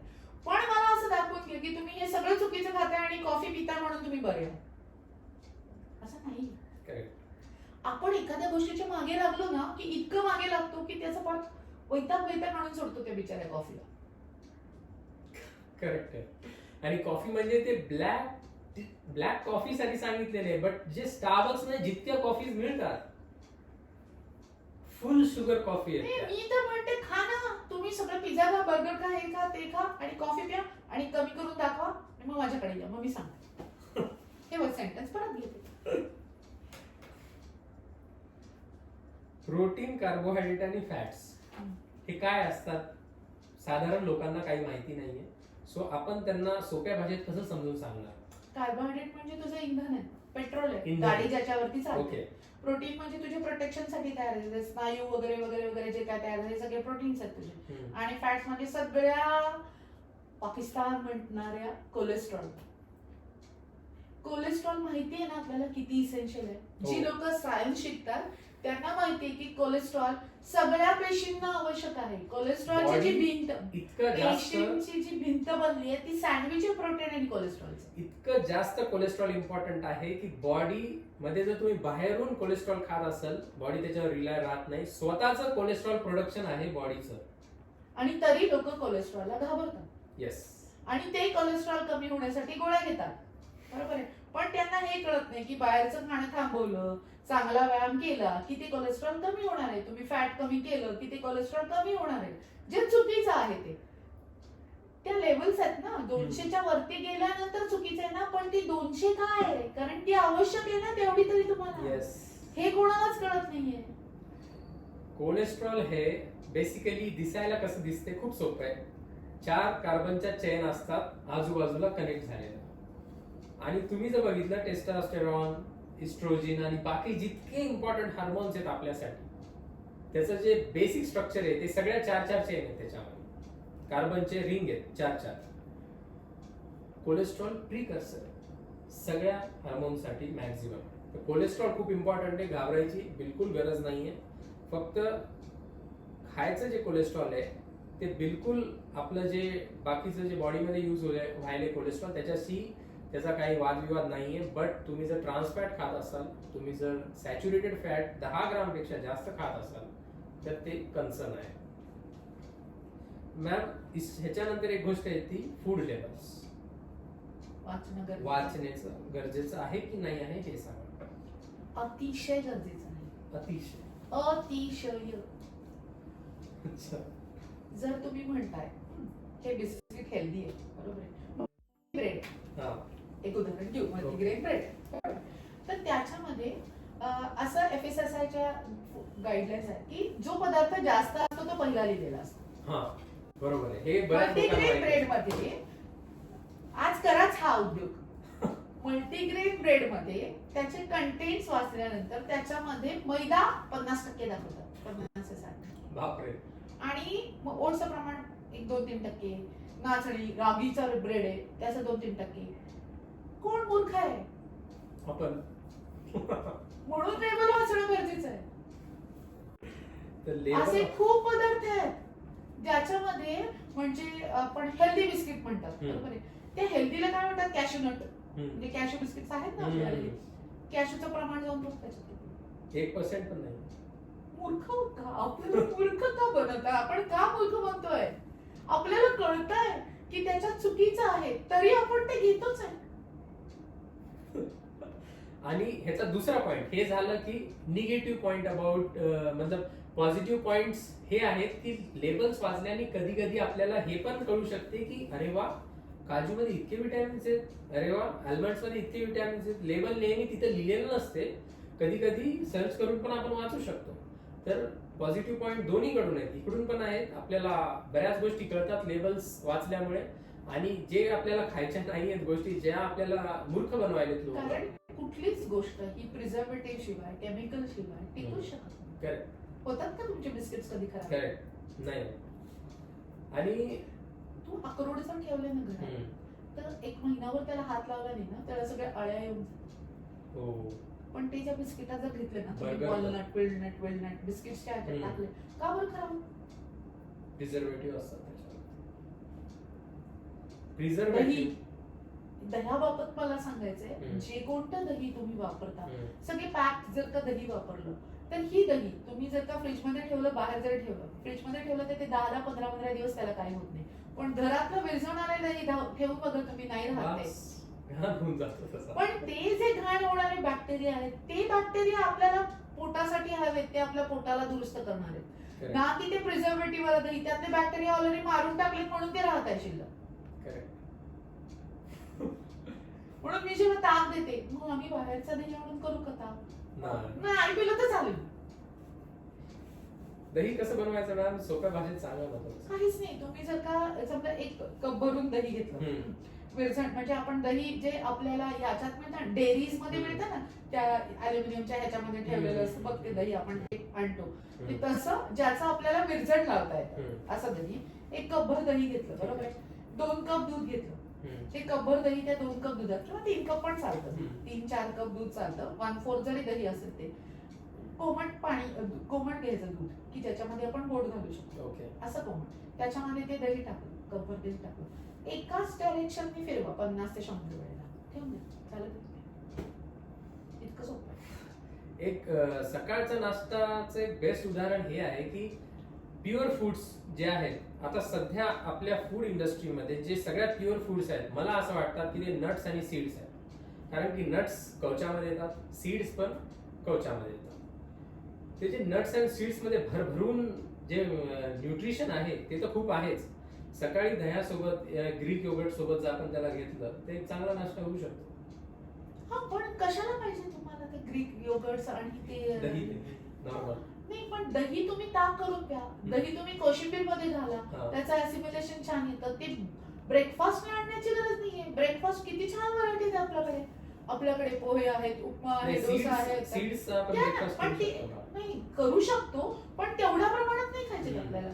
त्याचं पण एक प्रमाण ठरलेलं आहे. एक चम्मच म्हणजे दोन बदाम समजा. पण तुम्हाला कधी वाटलं तुम्ही ते थोडंसं भिजवून घ्या, सकाळी उठल्या खावा म्हणून दॅट विल ऑल्सो. किंवा बडीशोप खातो की नाही आपण, ते जे सीड्स आहेत, पंपकिन सीड्स आहेत, हे सगळे प्रकारचे सीड्स आहेत, जवस आहे, हे आहे, ह्या सगळ्यांना भाजून घ्या, थोडी बडीशोप घाला आणि तुम्ही बडीशोप दिवसातून 2दा खाता की नाही, किती खाता, 1 चमचा, that quantity is okay for you. वेगळं म्हणून त्याला ब्रेकफास्ट मध्ये घालायची गरज नाहीये. दही तुम्ही दही कोशिंबीर मध्ये घाला, दह्याचं ताक करून घ्या, त्याला ग्रीक योगर्ट म्हणून करून परत त्याला त्या ब्रेकफास्ट मध्ये कशाला बसवताय. ब्रेकफास्ट हा नेहमी वॉर्म असावा, लक्षात घ्या.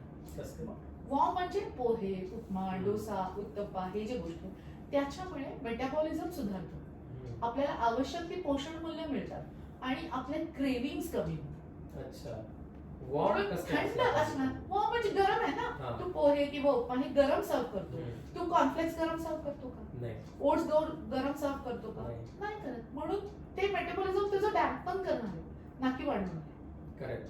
म्हणजे फूड खाल्ल्याने त्याला पचवण्यासाठी सुद्धा एनर्जी लागते, ज्याला म्हणतात थर्मिक इफेक्ट ऑफ फूड. आता तुम्हाला ऐकून सरप्राईज होईल की थर्मिक इफेक्ट ऑफ फूड प्रोटीनचं आहे 35%. म्हणजे प्रोटीन जर तुम्ही 100% खाल्लं त्याच्यापैकी 350 म्हणजे 35 जे आहे ते त्याचा फक्त पचवण्यासाठी लागणार त्याला. तर ऑटोमॅटिक बॉडीमध्ये कॅलरी बर्न व्हायला फक्त प्रोटीन खाल्ल्यामुळे. फॅटचं थर्मिक इफेक्ट आहे 3%, कार्बोहायड्रेटचा आहे 10 to 12%, फायबरचा आहे 18 to 20%. तर मॅम रेस्टिंग मेटाबॉलिक रेट काय असतो? रेस्टिंग मेटाबॉलिक रेट म्हणजे तुमचा एक बेसल असतो, म्हणजे तेवढं मेटाबॉलिझमचा रेट असतो की ज्याच्यामुळे आपल्याला फॅट लॉस किंवा आपला मेटाबॉलिझम किती आहे, कसं आहे, आपला वेट लॉसचा रेट काय मिळणार आहे, हे त्या गोष्टींवरती अवलंबून असतो. पण तो तुमच्या ऍक्टिव्हिटीज वरती, तुमचा रोजचा आहार काय आहे, कशा प्रकारचा आहे, तुमचा व्यायाम आहे का, तुम्ही रोज व्यायामाव्यतिरिक्त काय काय हालचाली करता याच्यावरती पण तुमचा तो रेस्टिंग, तुमचं हॉर्मोन पण त्याच्यावरती डिपेंड असतात, तो असतो. पण या सगळ्यामध्ये जेव्हा आपण रेस्टिंग मेटाबॉलिक रेट किंवा फॅट पर्सेंटेज, मसल मास जेव्हा चेक करतो तेव्हा 3 गोष्टी खूप महत्वाच्या आहेत. एक म्हणजे तुमचं वेट लॉस करताना कुठल्याही लाईफस्टाईल चेंजेसला तुम्हाला भूक नाही झाली पाहिजे, तुम्हाला चिडचिड नाही झाली पाहिजे आणि तुम्हाला वीकनेस नाही आला पाहिजे. या 3 गोष्टी तुझ्या जगातल्या सगळ्या लॅबोरेटरी टेस्ट पेक्षा मला इम्पॉर्टंट वाटतात, कारण तुझी बॉडी सांगते की you are going wrong or right.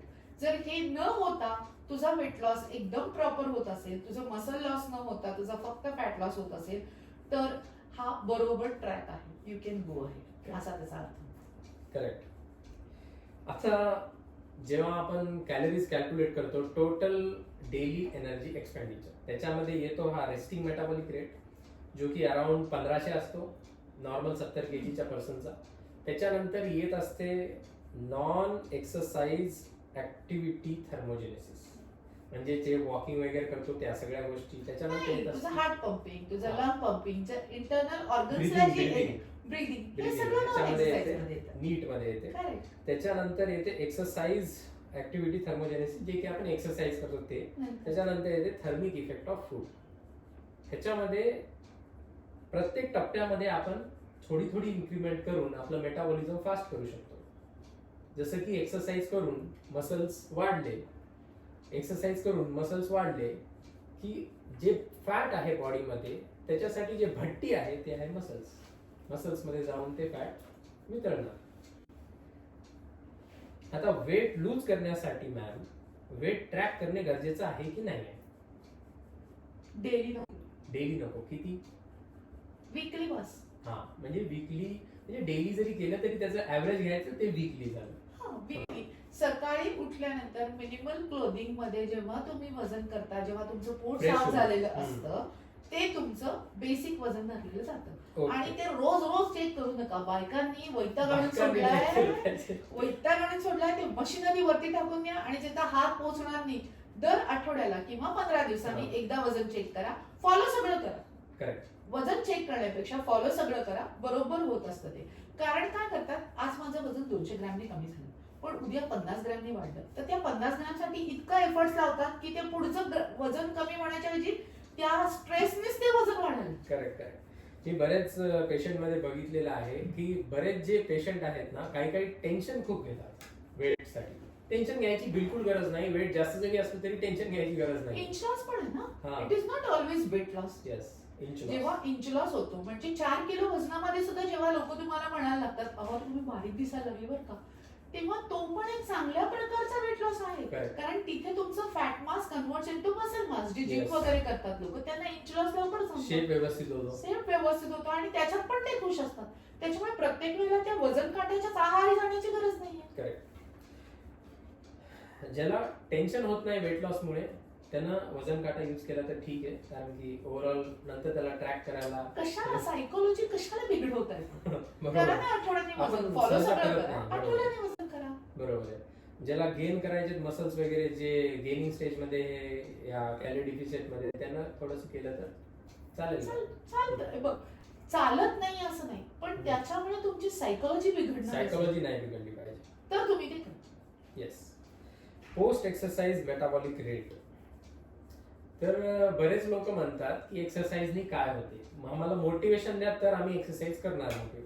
मगाशी सांगितलं ना. हा, अजून एक मोटिवेशन ते आहे म्हणजे post exercise metabolic rate. Exercise झाल्याच्या नंतर बॉडीमध्ये असे काही हार्मोन रिलीज होतात. एक्सरसाइज ड्युरिंग एक्सरसाइज आपला जे हार्ट आहे नॉर्मली रेस्टिंग स्टेट मध्ये ते पंप करते 5 लिटर पर मिनिट. एंडॉर्फिन नावाचं जे काही हॉर्मोन सिक्रेट होतं एक्सरसाइज केल्यानंतर ते आपल्याला खूप छान फिलिंग देतं. येस. फील गुड म्हणतो ना आपण, ते चांगलं फिलिंग देतं आणि त्याच्यामुळे आपल्याला परत तो करा असं वाटतं. पण जी लोक ते करतच नाही त्यांच्यामध्ये हा इफेक्ट दिसत नाही. म्हणून रोज कमीत कमी आठवड्यातून 5 दिवस तरी मिनिमम 30 मिनिट तरी वॉकिंग जर केलं तो मिनिमम गाईडलाईन्स तुमच्या गाईडलाईन्स प्रमाणे तेवढा तरी मिनिमम एक्सरसाइज आहे असं आपण समजतो. त्याच्यावरती तुम्ही कितीही करू शकता. तुमच्या बॉडीला जेवढा झेपेल तेवढा तुम्ही करू शकता. आणि एक दिवस रेस्टची पण गरज असते. बॉडी रेस्टची खूप जास्त गरज आहे. तुम्ही पूर्ण श्वास घ्या, त्याचा टाइमर लावा. नॉर्मली जितका टाइम तुम्ही श्वास रोखू शकला.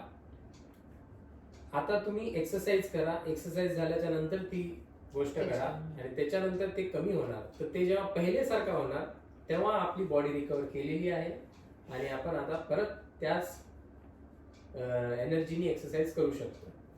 सो डोपामिन जे मॅडमनी म्हणले, डोपामिन, सेरोटोनिन, ऑक्सिटोसिन आणि एंडॉर्फिन्स रिलीज होतात एक्सरसाइज केल्यामुळे आणि त्याचे जे लेवल आहे ते फ्लक्च्युएट पण नाही होत. एक चांगलं कॉन्स्टंट लेवल मेंटेन राहते. सो आणि एक्सरसाइज केल्यामुळे एपिनेफ्रिन रिलीज होते, नॉरएपिनेफ्रिन रिलीज होते जेणेकरून फॅट लॉस होते आणि हे जे रिलीज होते हे नेक्स्ट 48 ते 24 आवर्ससाठी रिलीज होते. म्हणजे तुम्ही एक्सरसाइज केली ह्याचा अर्थ आहे की नेक्स्ट 24 ते 48 आवर्स तुमची बॉडी वेट लॉस करणार. एक्सरसाइजनी मेटाबॉलिक रेट वाढतो. कॅलरी बर्न होतात. कॅलरी बर्नमुळे तुला सगळे इफेक्ट. येस. तर नुसतं काही लोक म्हणतात आम्हाला काही दिसायचं नाही, आता वय झालं नाही आम्हाला, आम्ही एक्सरसाइज कशाला करू? फिटनेससाठी. सगळे हार्मोन व्यवस्थित रेग्युलेट झाले पाहिजे त्याच्यासाठी. त्यानंतर मॅम एलडीएल आणि एचडीएल कोलेस्ट्रॉल काय आहे आणि कार्डिओव्हास्क्युलर हेल्थ आहाराने कशी चांगली केली पाहिजे, ज्यांची चांगली नाही त्यांची? शरीरातलं खाण्याचं चांगलं फॅट कमी करू नका, बरोबर आहे. व्यवस्थित एक्सरसाइज करा. HDL असा फॅटचा प्रकार आहे, तो तुझ्या कुठल्याही आहाराने न कंट्रोल फक्त एक्सरसाइजने सुधारू शकतो. येस.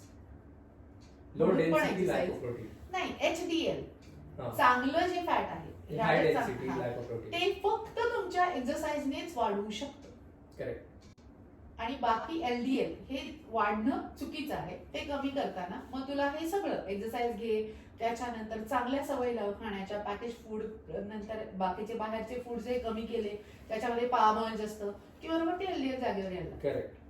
LDL जे असते लो डेन्सिटी लायकोप्रोटीन, ह्याच्यामध्ये जे फॅट असते त्याच्यासोबत जे प्रोटीन आहे ते कमी असते, त्याच्यामुळे लो डेन्सिटी. हाय डेन्सिटी मध्ये प्रोटीन जास्त असतं, आपल्या आर्टरीज मध्ये जाते, आर्थरोस्क्लेरोसिस फॉर्म करते, म्हणजे प्लेग फॉर्म करते. हे जे HDL असते ज्याला आपण गुड कोलेस्ट्रॉल म्हणतो, हे त्या बॅड कोलेस्ट्रॉलला ओढून आपल्या लिव्हर मध्ये आणते, मेटाबॉलिझम करते आणि बाहेर काढते बॉडीच्या. त्याच्यामुळे गुड कोलेस्ट्रॉल आपण घेतलं पाहिजे. ते गुड फॅट जे आहे ते कशामध्ये आहे?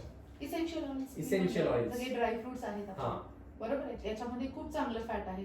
नारळ आहे, कोकोनट आहे, त्याच्यामध्ये पण मोनोअनसॅच्युरेटेड आहे. तो ऑइल्स चांगल्या प्रकारचे त्याच्यामध्ये मिळू शकतं आपल्याला. म्हणून ड्रायफ्रुट्स ही रोजच्या आहारामध्ये मूठभर का होईना हे असणं गरजेचं आहे. त्याच्यामध्ये चांगले इसेन्शियल ऑइल्स मिळतात. त्याच्यानंतर ओमेगा 3 फॅटी ऍसिड्स आहेत, जे जवस आहे, खूप जास्त इम्पॉर्टंट. व्हेजिटेरियन सोर्स मध्ये जवस आहे, अळीव आहे. त्याच्यानंतर नॉन व्हेजिटेरियन मध्ये तुम्ही फिश वगैरे खाऊ शकता, त्याच्यामध्ये पण ओमेगा 3 मिळत आहे. पण प्रत्येक वेळेला फिशच खायची गरज आहे असं नाही. ओमेगा 3 शेंगदाण्यामध्ये पण आहे, काजूमध्ये पण आहे, बदाम मध्ये पण आहे. त्याच्यामुळे चौकस आहार घेतला हे सगळं मिळतं. LDL आणि HDL कोलेस्ट्रॉल मध्ये जे ब्लड प्रेशर आहे ना, जे आपण कॅल्क्युलेट करतो, जे ब्लड प्रेशर आपण कॅल्क्युलेट करतो, डॉक्टर कॅल्क्युलेट करतात, पूर्ण डेटा चुकीचा आहे. पेशंटला 5 मिनिटं बसवायला पाहिजे ब्लड प्रेशर कॅल्क्युलेट करायसाठी. ब्लड प्रेशर कॅल्क्युलेट करण्यासाठी पेशंटला 5 मिनिटं बसायला पाहिजे. आणि जर 120-80 जर असेल तर पुढच्या वर्षी या वर्षी तुम्हाला काही होणार नाही. सो हे जे डेटा आहे, आता ह्याची जर व्हॅल्यू वरती झाली तर आर्टरीमध्ये 2 प्रकारचे स्ट्रेस येतात. एक म्हणजे मेकॅनिकल, जास्त झाली तर तुमची आयु कमी होणार. दुसरा म्हणजे जे स्मोकिंग लोक करतात, समजा जे चुकीच्या गोष्टी खातात, ज्याच्याने इन्फ्लॅमेशन वाढते, डीप फ्राईड गोष्टी, त्याच्यानं केमिकल स्ट्रक्चर जे आहे एपिथेलियल सेल्सचं ते कमी होणार. सो ह्याच्यानंतर हे जे हृदय विकार आहेत हे आपल्याला एक्सरसाइज न कमी करता येतील. प्रश्नच नाही. कसं काय? हो, कारण तो जो पंपिंग कपॅसिटी आहे की नाही, वेन युअर तुझं हार्ट कधी आपण जेव्हा हेल्दी होणार, जेव्हा त्याची पंपिंग कपॅसिटी, जेव्हा तो चांगल्या प्रकारे बीट होईल, त्याच्या पंपिंगला काही प्रॉब्लेम येणार नाही. हे सगळं रेग्युलरायझेशन करण्याचं काम हे तुझी एक्सरसाइज करत असते. कारण जेव्हा एक्सरसाइज करतो तेव्हा तो ब्लड फ्लो वाढतोय, ती पंपिंग कपॅसिटी वाढते आणि मग त्याचा वेगळ टोन चांगला होतोय आणि मग तुझे सगळेच प्रॉब्लेम हळूहळू सॉल्व्ह व्हायला लागतात. पण त्याच्यासाठी त्याला जे काही आर्टरीज आहेत, त्याच्याकडे जे काही ब्लड सप्लाय करणाऱ्या गोष्टी आहेत, त्या पण हेल्दी असणं गरजेचं आहे ना. म्हणजे हे अथेरोस्क्लेरोसिस आलं, म्हणजे तुझं तिथे चुकीचं कोलेस्ट्रॉल LDL आलं, तिथे VLDL आलं, तिथे ते कमी करण्याचं काम कसं करणार आहे? चांगलं अन्न खा, चांगलं फूड खा, प्रोसेस फूड खाऊ नका, पॅकेज फूड खाऊ नका, म्हणजे ही कोलेस्ट्रॉलच्या गाठी तुमच्या तयार होणार नाही आणि तुम्ही व्हाल.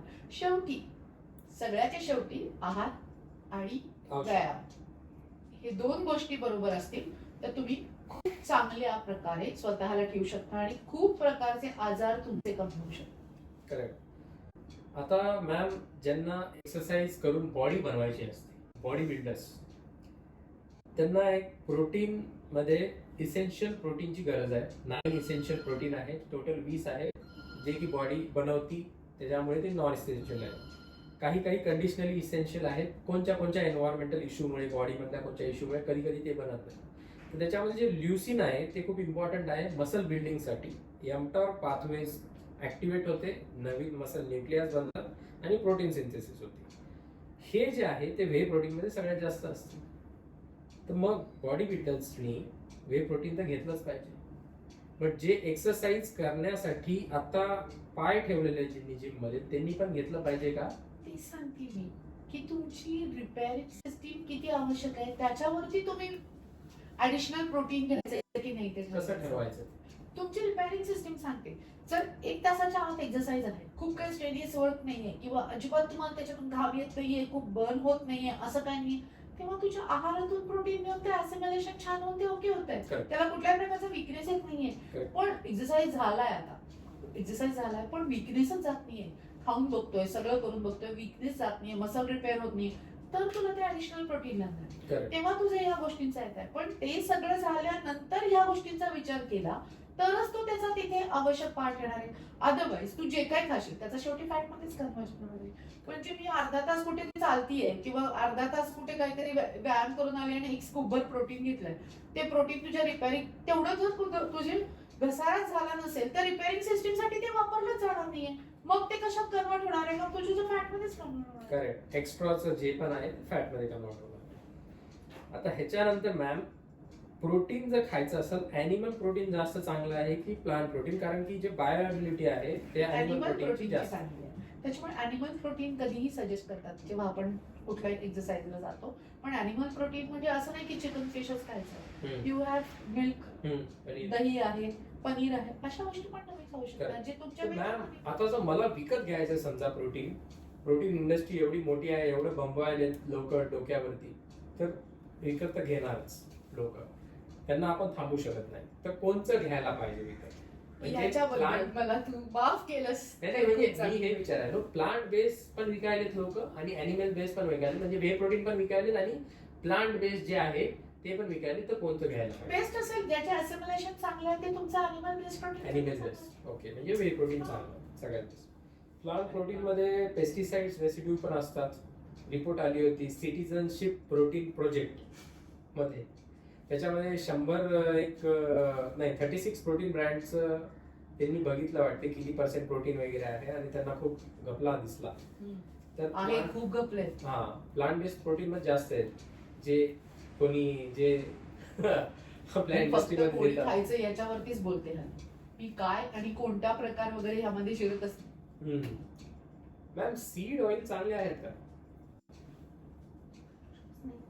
हॉर्मोनल इम्बॅलन्स साठी खूप वापरतात आता. म्हणजे आपण सीड सायकल देतो पेशंटला. सीड सायकल काय आहे? म्हणजे हे जे सगळे सीड्स आहेत ना, म्हणजे तीळ आहे किंवा भोपळ्याचे हेच तर असतात, बोलला होता हरभऱ्याचे तुम्ही बिळ. ब्रेकफास्ट मध्ये हा. घेण्यासाठी. नाही ना, पण तेच सांगितलं, ते बडीशोप एवढंच घ्यायचंय. हा, तेवढंच घ्यायचंय. त्याच्यामुळे तुझे हॉर्मोनल रेग्युलेशन जे होतात नाही, हा. ऑइल्समुळे, ऑइल सगळे शेवटी हॉर्मोनशी रिलेटेड करेक्ट आहेत. करेक्ट ते करेक्ट करायला मदत करतात. ते it is useful always. Correct. त्याच्यानंतर मॅम, आता आपण डिस्कस करूया PCOS वरती, कारण की हा खूप जास्त रायझिंग टॉपिक चालू आहे सध्याच्या जगामध्ये. तर हे काय आहे आणि female nutrition, female diet, exercise हे जे मेन्स्ट्रुअल सायकल असतात त्याच्याशी रिलेटेड आहे का? त्याच्यानुसार आपण आपलं न्यूट्रिशन चेंज केलं पाहिजे, शिफ्ट केलं पाहिजे का? न एक्सरसाइज करणारे म्हणून, हा. ज्यांचं जास्त प्रमाणात वजन वाढलेलं आहे, हम्म. ज्या फक्त बैठा जॉब करतायत, ज्यांचा एक्सरसाइज शून्य आहे, अशा सगळ्यांमध्ये हा PCOD, पॉलिसिस्टिक ओव्हॅरियन सिंड्रोम म्हणून असतो, हा डेव्हलप व्हायला सुरुवात झालेली आहे.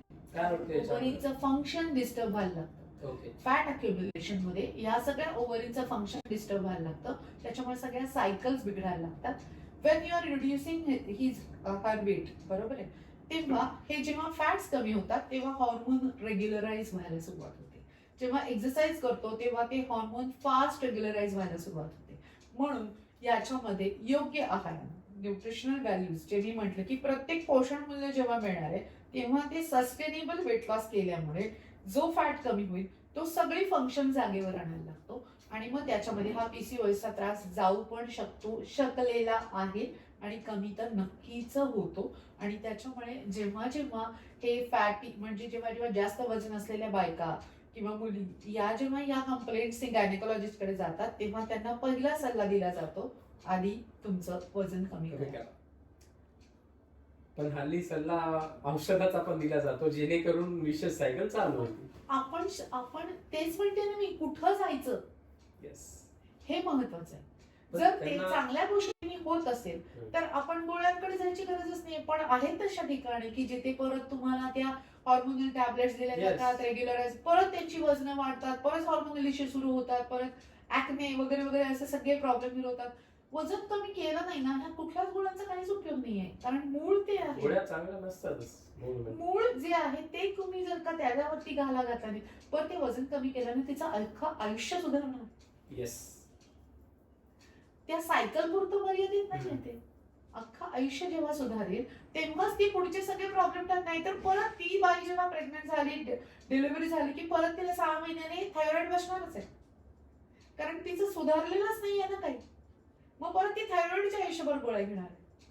पण तिचं वजन वाढलेलं असल्यामुळे तिला सांधेदुखी लवकर सुरू होणार आहे.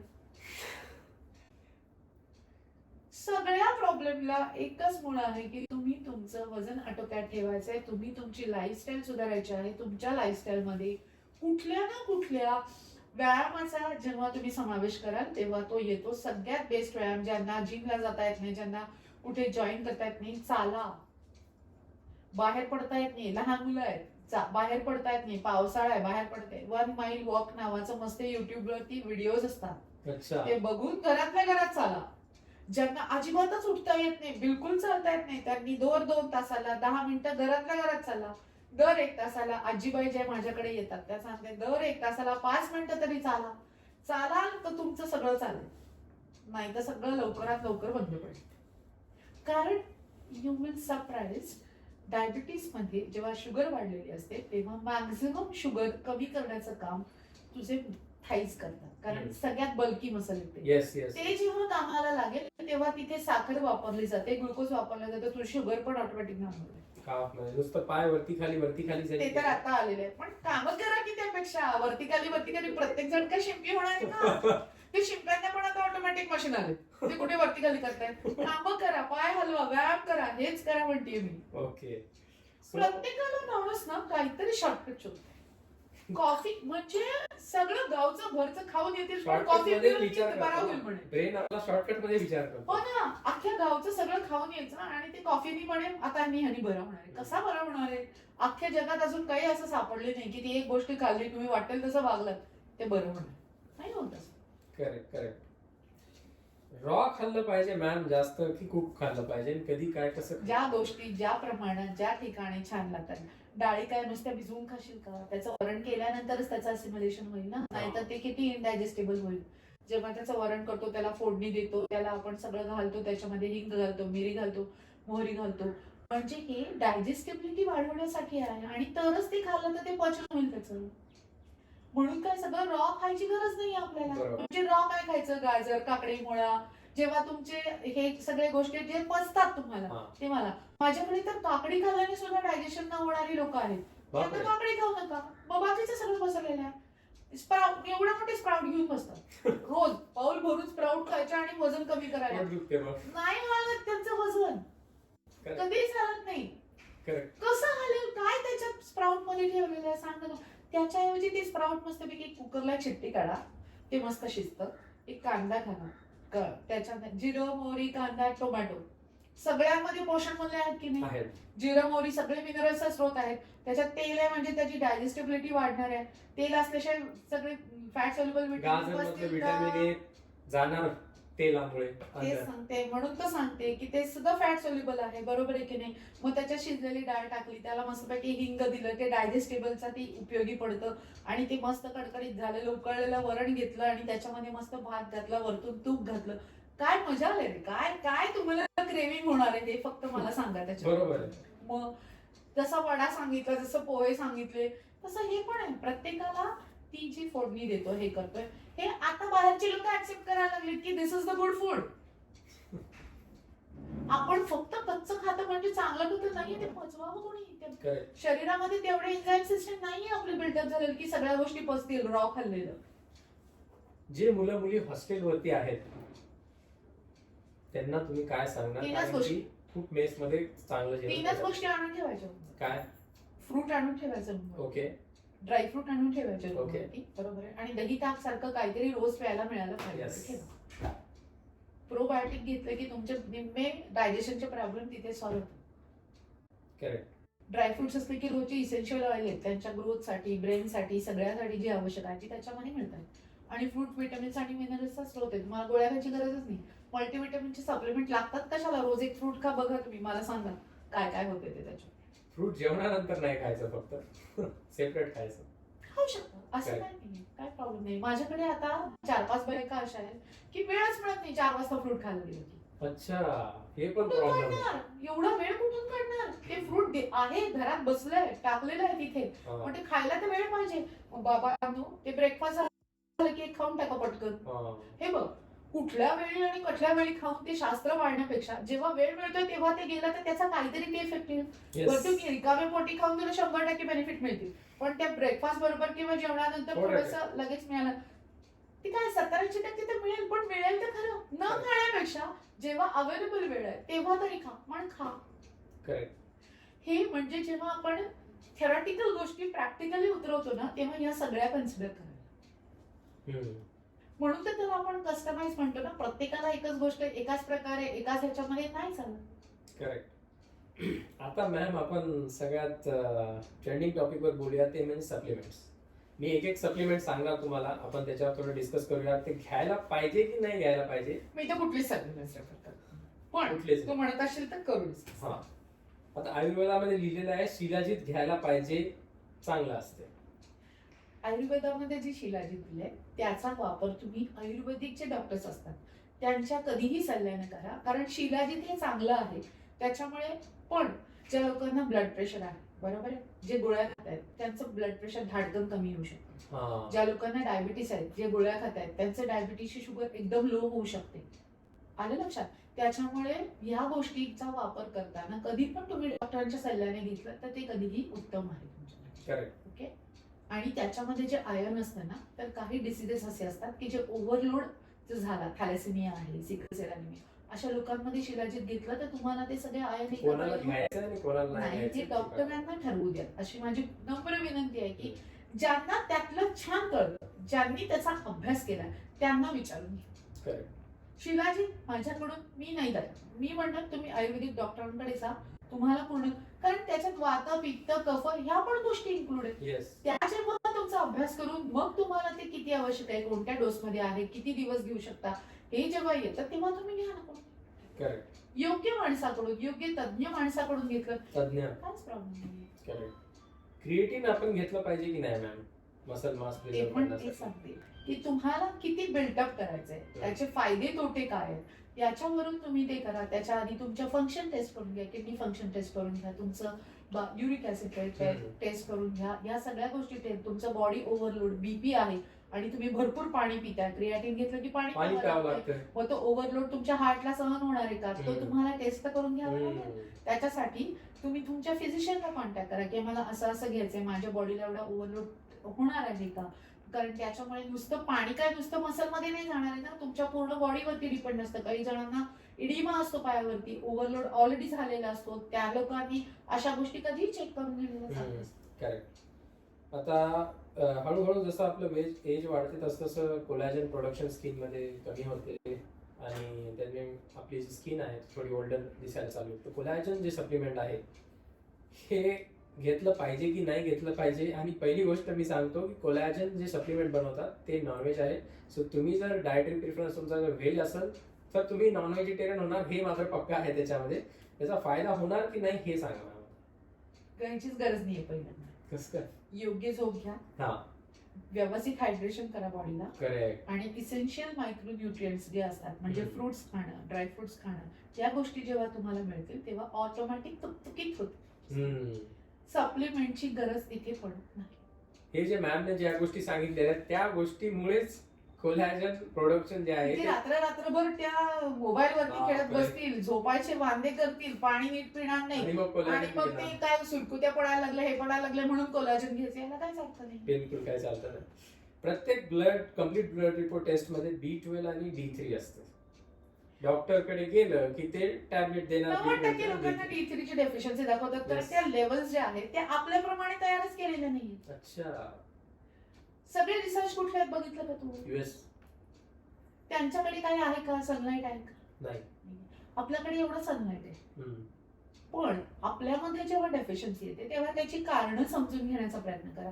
बाहेर अजिबात पडत नसाल, कंटिन्यू सनस्क्रीन लावत असाल, कुठलाही एक्सरसाइज करत नसाल, तर ह्या सगळ्या डेफिशियन्सी येणारच आहेत तुम्हाला.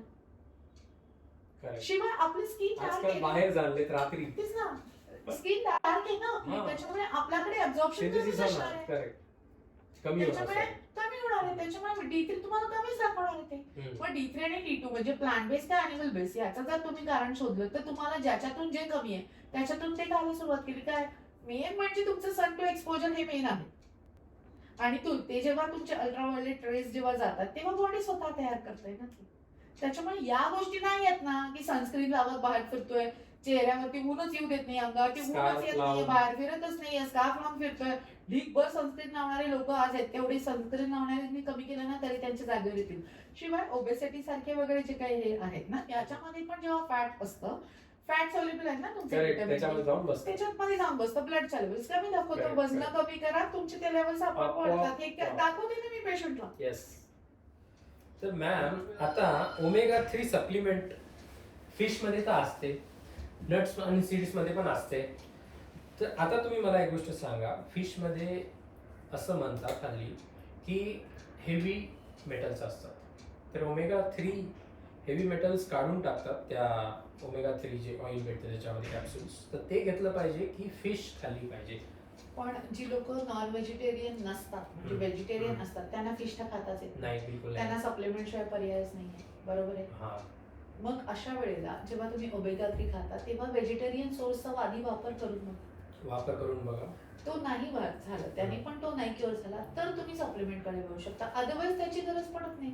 तुम्ही सांगितलं ना मी तुम्हाला, जवस आहे, नंतर शेंगदाणे आहेत, तुम्हाला बदाम आहे, पंपकिन सीड्स आहेत, सीड सायकल्स आहेत ज्याच्यामध्ये तुम्हाला ओमेगा 3 मिळू शकतं. मोहरीमध्ये सुद्धा ओमेगा 3 असतं, वॉलनटमध्ये पण ओमेगा 3 असतं. आधी तुम्ही आहाराचा वापर करून बघा आणि मग नाही जमलं तर ते घ्या. कारण ते कॅप्सूल सुद्धा खूप इरिटेटिंग असतात, म्हणजे नॉशिएटिंग असतात. जे लोक घेतात त्यांना माहितीये, व्हेजिटेरियन लोक त्यांना ते फिशचा जो स्मेल येतो त्याच्यातून इट इज व्हेरी इरिटेटिंग. त्याच्यामुळे लोकांना उलट त्या ऐवजी याचा वापर करायला जास्त आवडायला लागेल. महाग पण असतात. जर आपण प्रत्येक सप्लिमेंट वेगळं घ्यायला गेलं ना तर मी कॅल्क्युलेट केले, टोटल 25,000चं बजेट लागेल.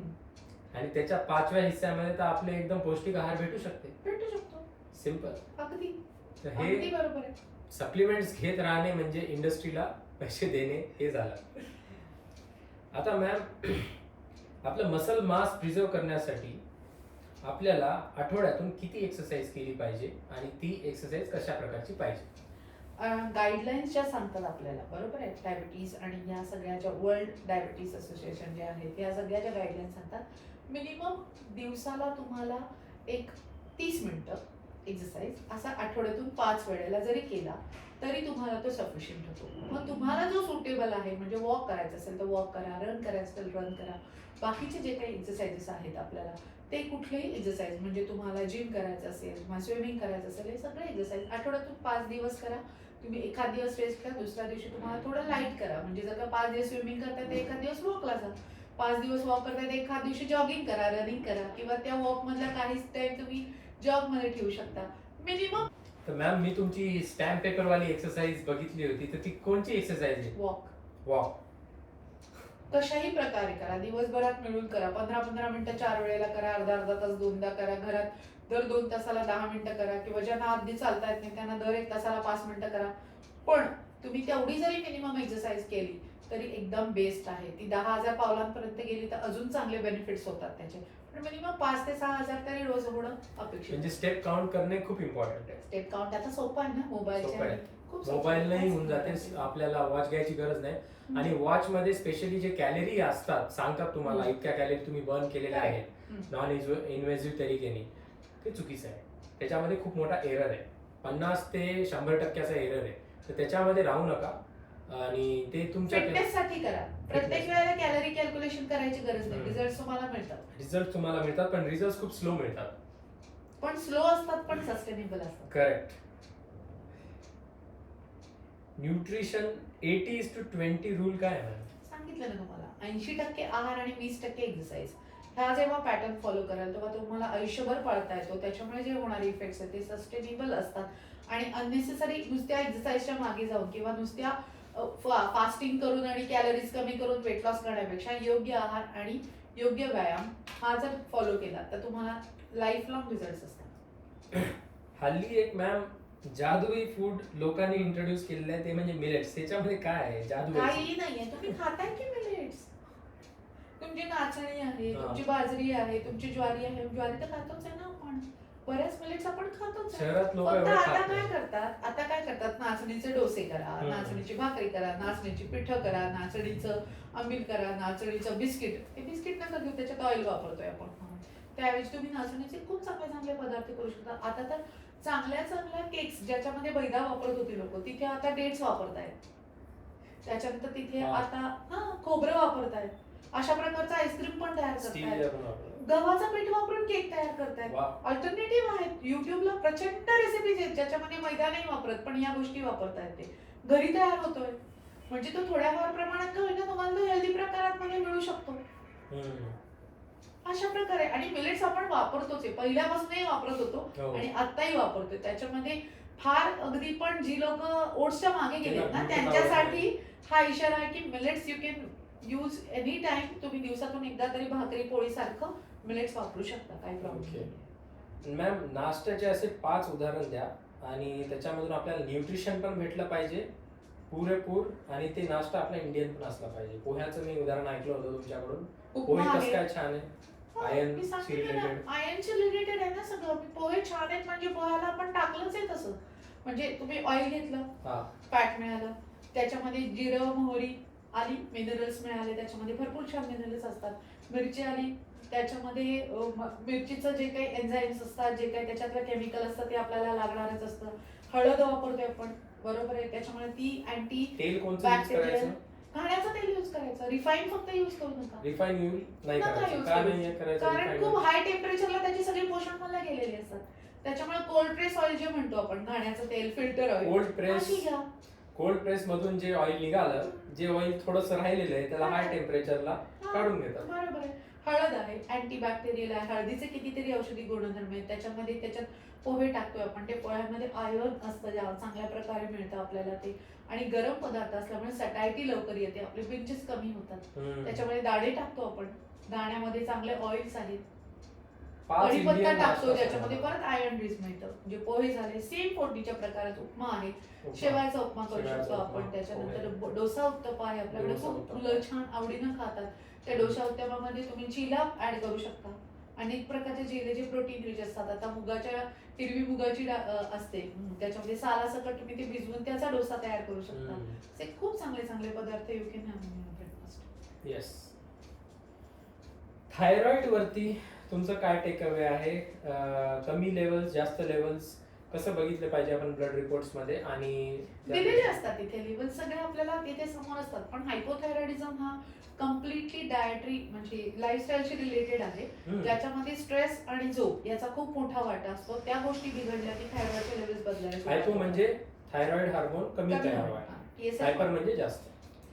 तो त्याचा मोठा रोल आहे जो बायकांमध्ये खूप कॉमन आहे. त्याच्यामुळे त्यांच्या झोप, त्यांचा स्ट्रेस लेवल्स या मेंटेन केल्यानंतर आणि त्यांची वजन, त्याच्यामुळे वाढलेलं वजन, हे तिन्ही कमी झालं की हायपोथायरॉइड पण नॉर्मलला यायला होतं, सुरुवात होते आणि ते झालेलं असतं. करू शकतो आपण.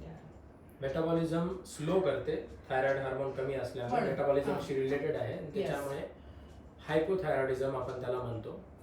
थायरॉइड स्टिम्युलेशन करण्यासाठी जे काही फूड्स आहेत, सेलेनियम ज्याच्यामध्ये आहे, समजा ब्राझिलियन नट्स असतात, खाऊ शकता तुम्ही. आयोडीन वगैरे जे साल्ट मध्ये असते ते. सो अशा प्रकारे आपला आजचा एपिसोड संपलेला आहे आणि मी 100% स्टॅम्प पेपर वरती लिहून देतो की जे पण हे एपिसोड पूर्ण बघणार, थोड्याशा नोट्स पण बनवणार, तो व्यक्ती वेट लॉस स्वतः पण करू शकतो. अगदी. Yes. Thank you so much ma'am.